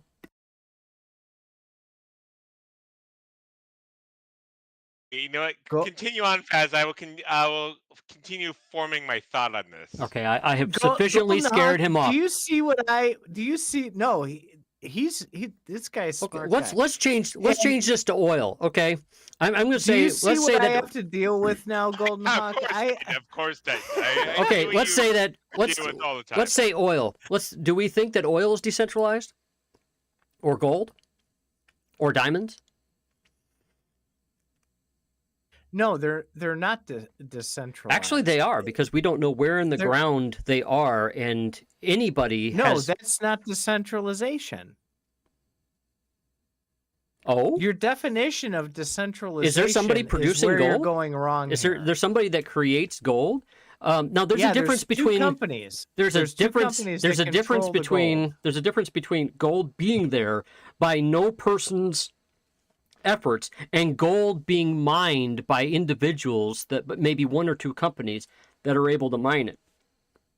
Gold itself is decentralized. We don't know where it is. In fact, I would suggest that the very fact that we don't know how it's made or where it's located shows that no one company owns it all. We've also discovered it out in space, so people could go out there theoretically too.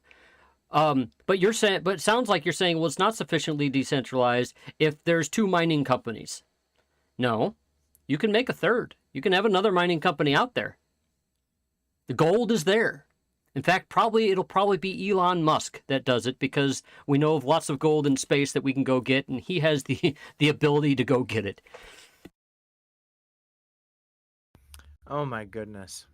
So I will say, Faz, honestly, I forgot what we were talking about. I'm listening to your stories, which are great. I actually don't remember what we were I'm just having a ball. Keep going. So you're the one that's going. Yeah, so it's the definition of decentralized that I think all these disconnects are kind of stemming from.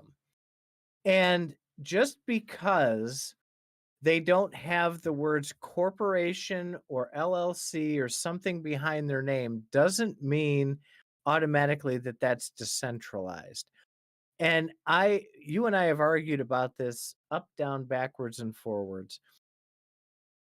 I really don't think there's such a thing as a spectrum of decentralization.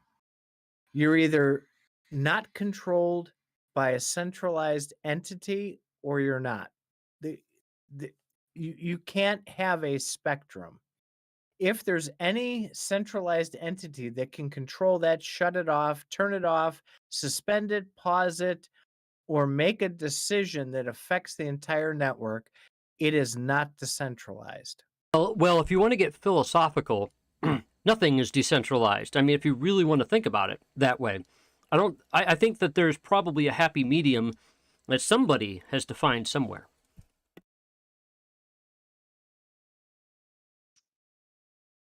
So when you have these networks and there's a maintenance portion to it, you could argue successfully that okay, well, there's a centralized entity that's controlling something.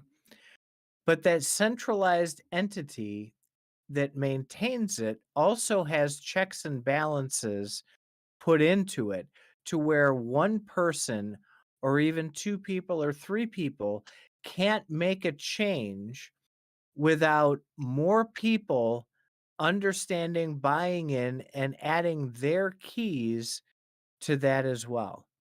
So one person or one company cannot make that effective change that's going to affect everybody on that network.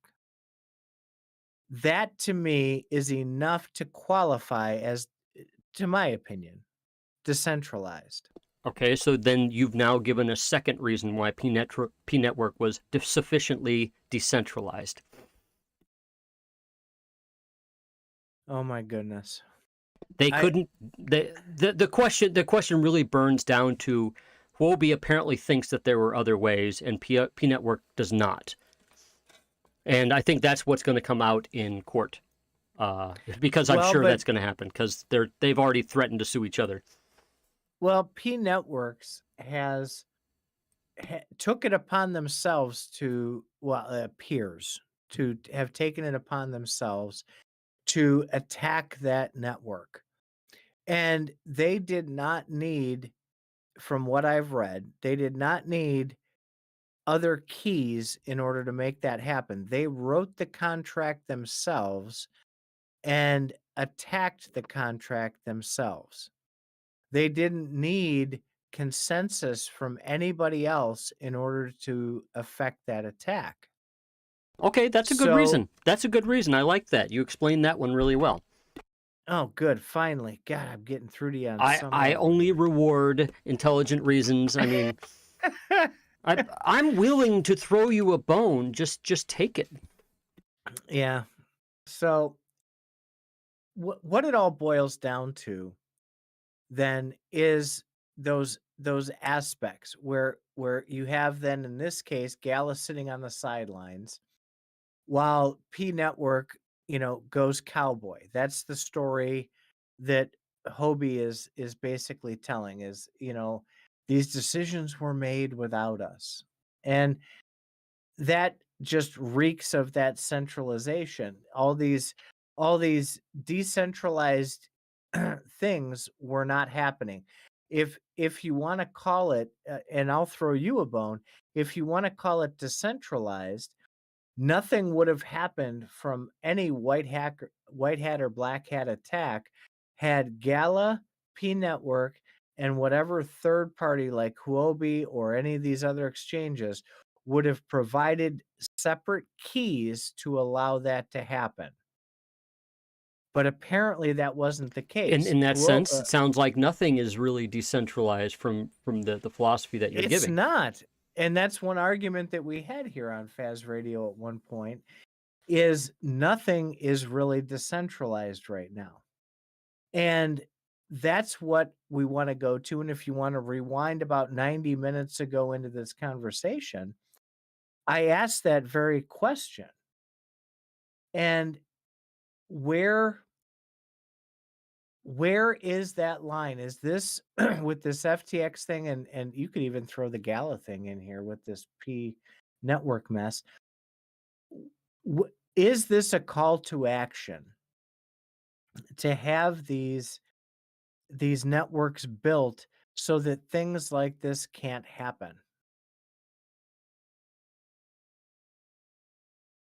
Hey, GoldenHawk, we've been ignoring you. I'd be happy to say something. I'm listening. You guys have Okay. good analysis. Okay.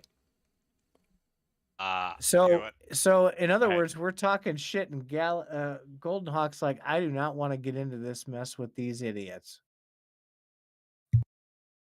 Mostly, actually don't know exactly what happened with pGALA. Because I was not involved. I did not have any assets at stake. I read messages, but did not pay super attention.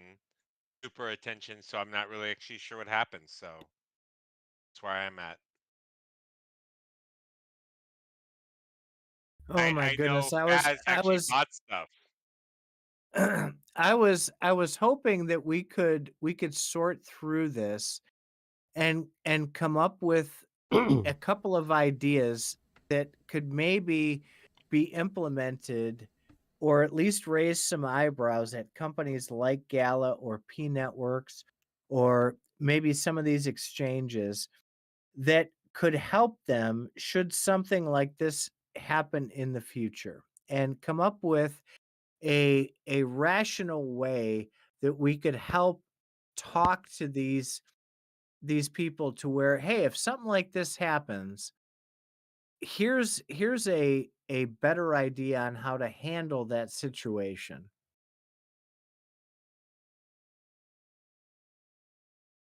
Well, I think the or first thing. not. What? I said or not. Sorry, I was talking and then I realized I was muted. I think the first thing that you mentioned, which having distributed keys would help, but unfortunately, if you want, see, it would seem that the absolute decision of decentralized means that once it's in place by an entity, well, first of all, it's being created by a single entity, so it's obviously centralized at that point. And then you could say, well, that centralized entity has now released all control over it. And when they put out a smart contract that has to be governed by, I don't know, so many people that hold keys. And then you could come up with a situation where these keys are rotated among people maybe that are elected or something like that. And so you can come up with a governance kind of situation, but still I wouldn't call that decentralized. I call that more of using your analysis, I call that more of a government methodology. You'd see governments forming around coins then. Or maybe they call themselves DAOs. Who knows? Decentralized organizations.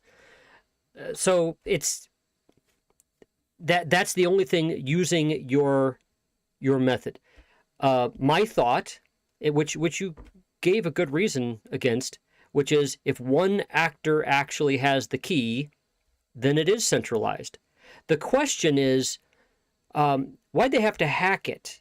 I mean, if and this is the part that I don't know. If Wobie is saying, well, pNetwork could have done other things, they could have just pressed a button or flipped a switch.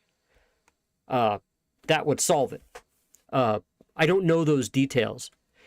It would seem that they had a reason to want to go and grab that key, thus showing you that it's centralized. They had control all along. They could have just minted anything at any point. In fact, anybody who saw that key could have minted anything at any point. So that was the weak part in what they did. I think they wanted things to be decentralized. But yeah, so I think the best thing that humans could come up with is a governance situation. That's the best that you're going to get. Unless you just remove all control altogether, in which case you can't even have a maintenance crew. So is this space kind of in a death spiral for everything at this point? Oh, Because please. nobody, well, okay, so we keep talking about this and Where do nobody you get seems a to death know what they're spiral doing. from? What do you get a death spiral Well, from? I'm asking a question. So everything, like, so you have this FTX, right? And it turns into, oh my God, well, there's like 9 other entities that have their fingers and their assets and everything tied to this. So when one fails, 9 are going to fail.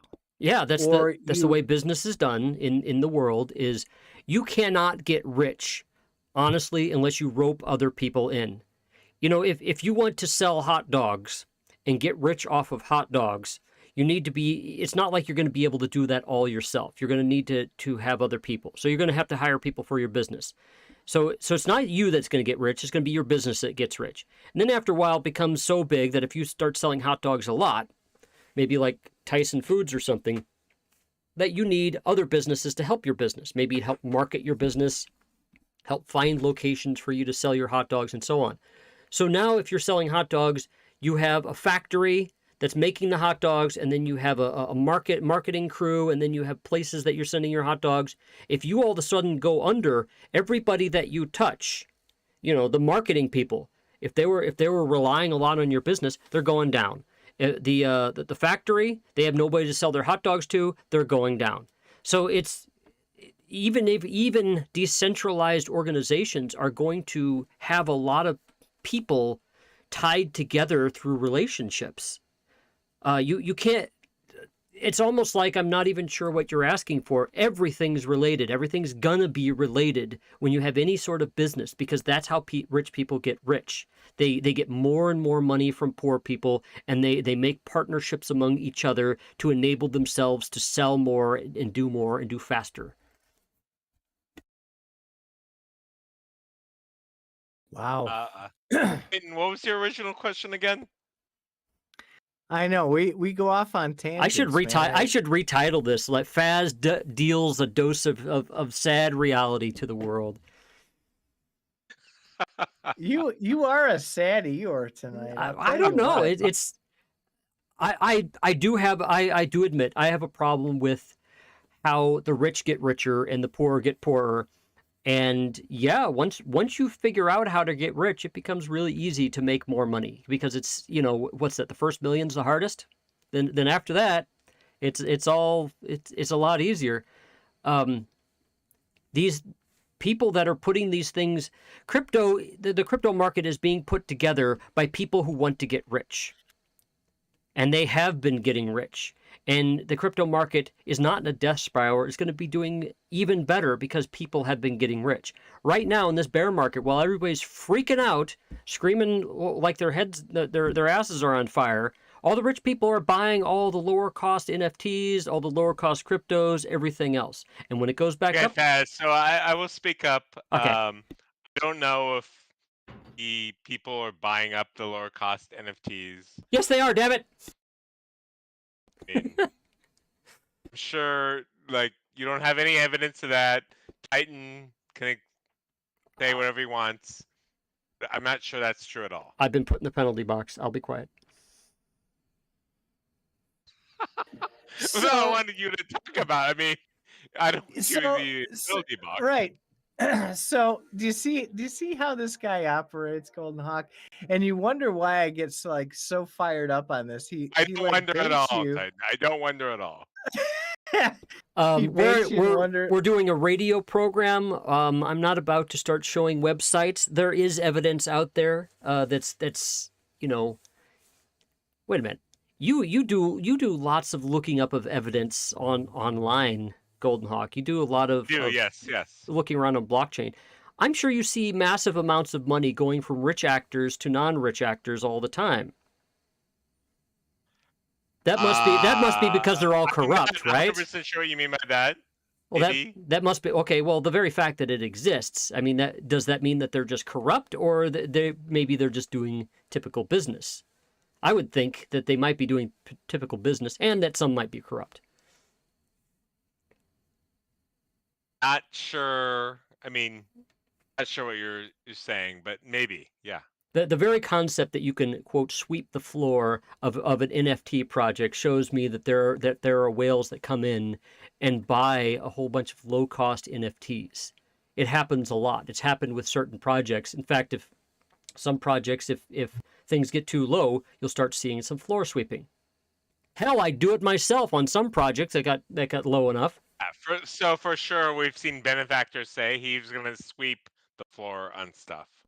Oh yeah, and Gala benefactor being the CEO of Gala. So he said himself that he wants to sweep the floor on something, ostensibly because he wants to have it all. Well, why would he be having it all? Just because he wants to play games with it?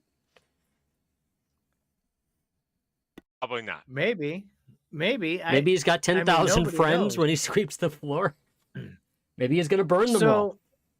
We're kind of losing GoldenHawk here because you and I are arguing as usual. We talked last night, and there was a great conversation that we started, and I actually wrote this in my notepad here so we could bring it up. Let's hit one more thing before we wrap up, because we're going on like 2 hours now.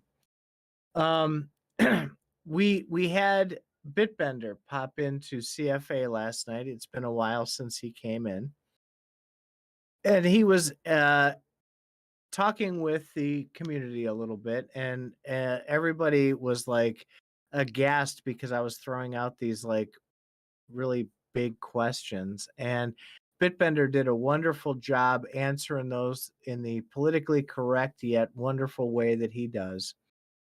And you and I talked after he had popped in, and the conversation revolved around making sure with this pNetwork debacle that, you know, let's define or maybe shape a little bit about what would make the community feel like Gala's getting this right. And is Gala doing the right thing in how they're approaching this? So with the approach that we've seen so far, GoldenHawk, before Faz goes off on his story, do you think that Gala is looking at this right, seeing it right, and taking the right actions? I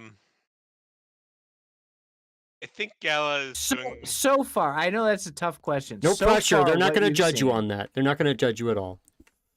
I think Gala's doing what they need to do to raise revenue, make the company viable. That's mostly, I think, what's going on. I'll just end it at that, I guess. Good answer. Good answer. No whammies. All right, Faz. Let us have your wonderful opinion on where you feel they've done well, not so well, if they're handling this right. Well, I think I agree with GoldenHawk. I think that they're doing what they need to do to get their business going, and they're making some unpopular decisions and some popular decisions. I don't think that I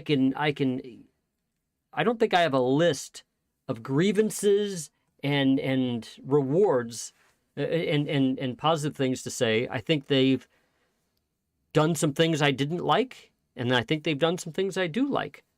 I think it's kind of like I'm just leaving it up to them to figure out their own problem. I don't work there. I do have some Gala NFTs. I certainly hope things go better, but I don't feel like I need to bitch and complain as much as I've seen out there, where people are like really demanding that Gala do this or Gala do that. I don't know what it's like to run a $1 billion company, so I'm kind of hoping that they put out the games for the NFTs that I bought. That's what I'm hoping. If they do, then I'm going to have some fun on these games. If not, well, I guess I'll go somewhere else. So I think they're doing what they can do. Faz, I think you need to put your hat into the political ring, because you're answering every side of this in your responses. Yay, I really like efficiency in when people talk, and the fact that I did that in so few words, that's pretty awesome. No, I get torn apart by anybody political because they would just shame me for something. I probably would say things the wrong way, and I'd be shamed for it. So as we go forward with this, and we continue to engage in not only Gala but all the other ecosystems, GoldenHawk really hasn't talked about a lot of specific projects that he likes, but I know Faz Stronghold is big for you, and for me, I've been a fan of AMP for a very long time, and these spaces have one thing in common, in that they're continuing to build even though the crypto winter is upon us, they're building, they're doing new things, they're conducting business as usual, although maybe not getting exactly the results they want to get. Do you think that as they build and as they take things to that next level, that these projects are ones that can survive through this winter? I'll say to start off with, I honestly have no idea. I've identified the things that I think Spider Tanks could improve upon. I game media I think looks like rock stars in general. So I'm hoping they will improve upon those things. But beyond that, no idea. My turn. Absolutely. So I've been a software developer for quite a while, and I see Spider Tanks out right now as version 1.0. They just started like a couple weeks ago, and I think there's going to be a lot of tweaking of how they do things based upon what their players do. I think any economy-based game is going to need some sort of active management in the beginning to make sure it's balanced correctly. I think it might have been better to call it a beta or a tuning phase or something, but version 1.0 of applications seem to be thought of as betas in the gaming world. It's not till 1.1 comes out that you know that everything's been stabilized. So I think expect some changes with Spider Tanks. I expect some improvement with it. I think that if they are going to be making money and using that as their business model, then they will want to actively improve it. I am kind of curious about what happens to these games that are supported by nodes when they burn out. Will they burn out? I mean, are these games on automatic at a certain point, or must a company always maintain them? Or will it be that they'll work only if somebody comes in and maintains them? So What do you mean by nodes? So the point behind Gala games is to run games on the nodes themselves. The game nodes, like Townstar is designed to be run on the Townstar nodes, and Spider Tanks be designed to be run on the Spider Tanks nodes. Without the nodes, the game wouldn't be there. So I don't think Spider Tanks is running on game nodes. Well, I think they said somewhere that's running on Amazon services. Right. Currently. Sure. So what I'm saying is, once they get it going to where it's supposed to be, which is running on these nodes all the time, I'm curious to see how that susses out. Can you, with one node, keep Spider Tanks going? Well, since there's like 1,000 or 2,000 Spider Tank nodes out there already, will they always be running? That's yeah. If they ever get to the point where they could sell nodes, somehow, I bet that some rich corporation is going to buy them all up and then start making things available when they want to make them available. Just like, Gotcha. A company might buy up a competitor and then they quietly put them out of business. They're like, oh, your property is a lot like ours. We're just going to buy your property, and then we're going to quietly sunset your application, and then ours will take on some features of yours. So I could see that kind of shenanigans going on in the crypto world. So I'm interested in seeing how decentralized that they can actually get things, and I'm wondering how much the rich people will let that happen.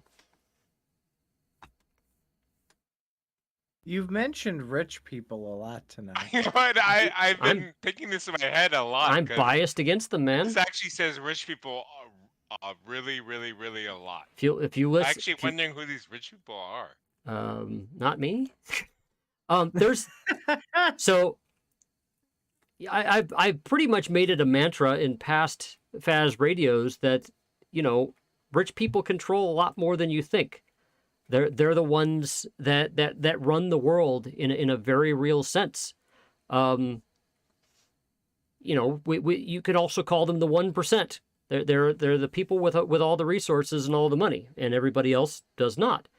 The whole point of crypto, of Bitcoin, was to remove things from that control. So if that seems strange to you, I'm not sure why you're in crypto. I mean, the whole concept of having something as decentralized, even if it is a philosophical possibility according to Titan, means that you're kind of against the rich people here. Unless you just want to do what a lot of degens do and just get rich on crypto, in which case you're just getting what you can get. And I have a certain amount of degen in me too. I've certainly bought cryptos and NFTs for the intent of profiting on them. It's called speculation, and that's okay. That's legal. So, if I'm trying to articulate this so I don't have to. I've totally talk for flummoxed 10 you. minutes.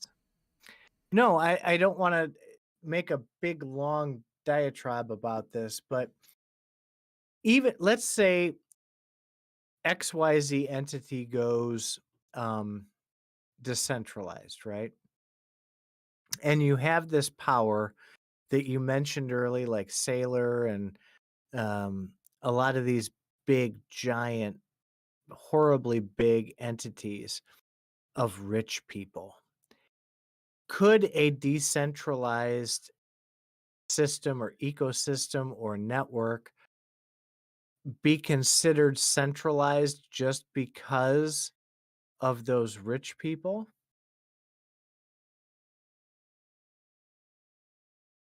I'm letting GoldenHawk get his 2 cents in before I say anything every time. You know what? On this one, go ahead. Can you repeat the question? Yeah, so can decentralization be broken by rich people who put too much of their oomph behind whatever project they throw their money at? Oh yeah, if they're able to control all aspects of a decentralized system, then well, yeah, and I would suggest that would be their intention. I mean, isn't that the goal of capitalism? Is a monopoly? Monopoly? Well, yeah, but is that something where you can achieve true decentralization in because there's these big whales in every system that can take that power away from anybody else who decides to enter it? That's a good question. I'd be very curious about how a system could be designed to keep things decentralized. And if it was, would people even want it? Because remember, rich people, as part of their reasoning for taking control, is they say, if we controlled it, we would be able to make it better. And then they would show you examples. Well, see, we can pay somebody to improve this, and so on. And it's pretty much easier. Remember, dictatorships are far more efficient than democracies or even decentralized situations. Decentralized situations happen, they grow organically. But if you're one guy in charge, you can make things happen fast. So, yeah, I think it's a very real risk. And what interested me in crypto in general was the fact that, say, if all the Bitcoins got controlled, somebody can just create a new coin and start the process over again. I figured that there would be a constant ebb and flow. But I think it's going to take many, many years before I can get the real answer to that question. Is that even possible? I don't know. But I can tell you that the rich people are actively going to try and control any bit of money that's out there. Okay, so guys, so before we log off, I actually curious, is there anything you guys want to change about spider tanks? Because that's actually the biggest power we have. Do we have an ability to change it? Oh, if anyone listens to us. Oh, okay. Hopefully, I listening. rather like the game. I see that they have a basic situation set up where you can play for free and you can earn. As far as how quickly you can earn and stuff, I don't know. I don't think I know enough about it to suggest how to change their algorithm as to how quickly you can learn, but it's basically just a shooter game. I see it as one of Yeah. many different types of games that will be out there. I think that as their numbers, as their popularity declines, that may spur them to change things. But again, So yeah, ideally, obviously, we don't want them to be spurred by the popularity declining. We want them to do it preemptively. maybe. Yeah, I guess. Well, not maybe, but definitely. Well, I know that there's some plans to build esports on top of that. I mean, Eric Schreiermeyer had a Spider Tanks tournament in South Korea last year, where they had people competing against each other on a big stage, and wasn't that really cool? So I think that they have a lot of plans for Spider Tanks. I think that this is only the beginning. If I was running the Spider Tanks program on these nodes, if I was the people in charge, I mean, I'd be interested in tweaking it based upon feedback from the community and from the game running. I don't really have any suggestions after that. I don't think Spider Tanks is broken, if that's what you're asking.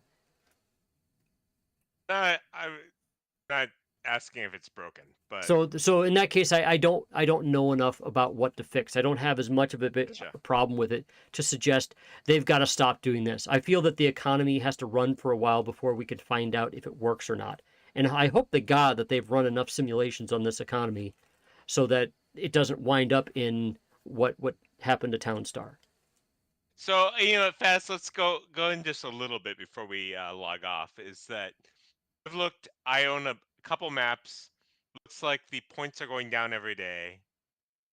So it looks like the daily average users are going down every day a little bit. What do you think?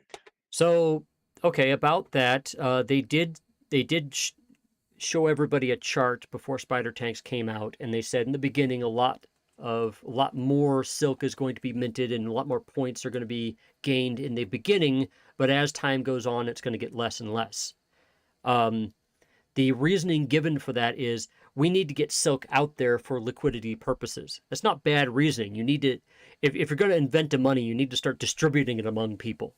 What happened in Roman times actually is when they had liquidity crunches, the emperors would just tell people to take some money out of the treasury and just start giving it away to people, just so that they can have money flowing around. So they're doing that with silk as well. Beyond that, go ahead. I was going to say, I think daily average users have gone down from what I can tell from my Okay, so if stats. daily average users go down, then what is left that is to be awarded will then go to the remaining people that are there. So if there are 5 users by the end of it, those 5 users are going to be splitting up the rewards, and they're going to be getting more money. So there's going to be a balance point, and I don't know where that is, of users.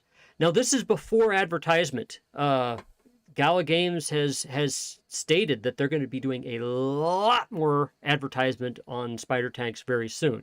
So if Spider Tanks goes mainstream, which it is not, I mean, we happen to live in an echo chamber. You're correct. Yeah, that's correct. So if it goes mainstream and becomes something like akin to like Fortnite or something, oh my fucking God, I don't even know. I mean, it could be I don't know the algorithm, but I would assume that the more people that play, they've designed it to scale to that. And as the users left or were added, the amounts would go down and up as far as what's rewarded. Because the less users you have, you're incentivizing people by giving them more money. And so they could say, wow, back in March when it was doing terrible, we got like 1,000 points per match. Now that there's 1 million users, we get 2 points per match. Oh, look, now it's November and we're getting 50 points per match. So that means that there's less users. Well, at least I'm getting more money. So it'll always, that's the whole point behind economic levers, is to encourage people. The United States Federal Reserve does this all the time. They raise and lower interest rates. Why? Because they see that there's not enough jobs, or there's too many people taking out loans. There's not enough people taking out loans. And so they raise or lower the interest rate as appropriate. Every game is going to have a Federal Reserve, as it were, to balance out the economy. The challenge I see is Can that actually happen automatically? Or can you have an AI do it? That would be really interesting to see. That's what I hope for, and I think that that's a goal of Gala games. However, I bet it's a distant goal. Definitely a goal we're hoping for. Was that a good political answer, Type? Did I hit it from all angles? Yeah. Yeah, I've been peppering y'all with questions all night here. I'm glad you asked that, GoldenHawk. You go, man. You bring it out. And it's because he's drinking. The more the night goes on, he drinks more and more, and so he's like, "What's my name again? Oh yeah, okay." That's why I win all the arguments on Faz Radio. Anyway, you guys talk a long time. There's some stuff I have no opinion on at all. Some stuff I have an opinion. So when I have an opinion, I pipe up. We very much appreciate your opinion, though. Yeah, I mean, some of these conversations that we've had, GoldenHawk, are epically awesome, both in public and in private. You are a true gem in this space. Faz, as much crap as I give you, you make sense a lot of the time. Sometimes you lose, you go off on this stuff and we don't understand it, but this space needs people like both of you who can guide everybody through the mess and make sense of all of the crazy things that we have to deal with, right? This is such a simple concept, right? Like spider tanks. You go in, you play a game, and you make some money. How difficult does that have to be in the end? I keep pushing for simplicity and the ability to just enjoy this space. I think you're going to see. This is why I'm so amped up on the GameFi arena. Is I think you're going to see a million different ways that people can make money with games if GameFi takes off. If it doesn't become a fad, I think there's a lot of opportunity to build upon games. And that alone might cause some games to be developed far more than they would normally have had been in the current world. Like that TIS, that crazy mathematical TIS game that I play on Steam. There probably won't be a sequel to that game unless it's a labor of love. However, you can make money with that game. You're going to have some people that wind up thinking, this ain't actually so bad. And really, it's the economic model that's got to work there. You have to have a good game and a good economic model. You can have the best game in the world, but if it's a crappy economic model, then it's not going to work in GameFi. Then it'll just have to go back to the non-earning regular game space. Okay, that's fine. I think we're kind of tapped out here. All right. Well, I've talked you guys to death. Thank you very much, Crypto GoldenHawk. Dang it. Yeah, thank you guys. It's getting late. Who's drinking? This? You don't even know. I'm not drinking. Hey, I get high. I make my drugs up here in my head without any help whatsoever, naturally. So this was a good time, and I think that we've hammered these subjects pretty hard. I've lectured you enough. The people listening have learned something tonight. And I look forward to continuing these conversations in CFA. All right. That's great to me. Thank you again. For me also. Yep. Thank you again, guys. I'm going to put on this outro now. Bye-bye.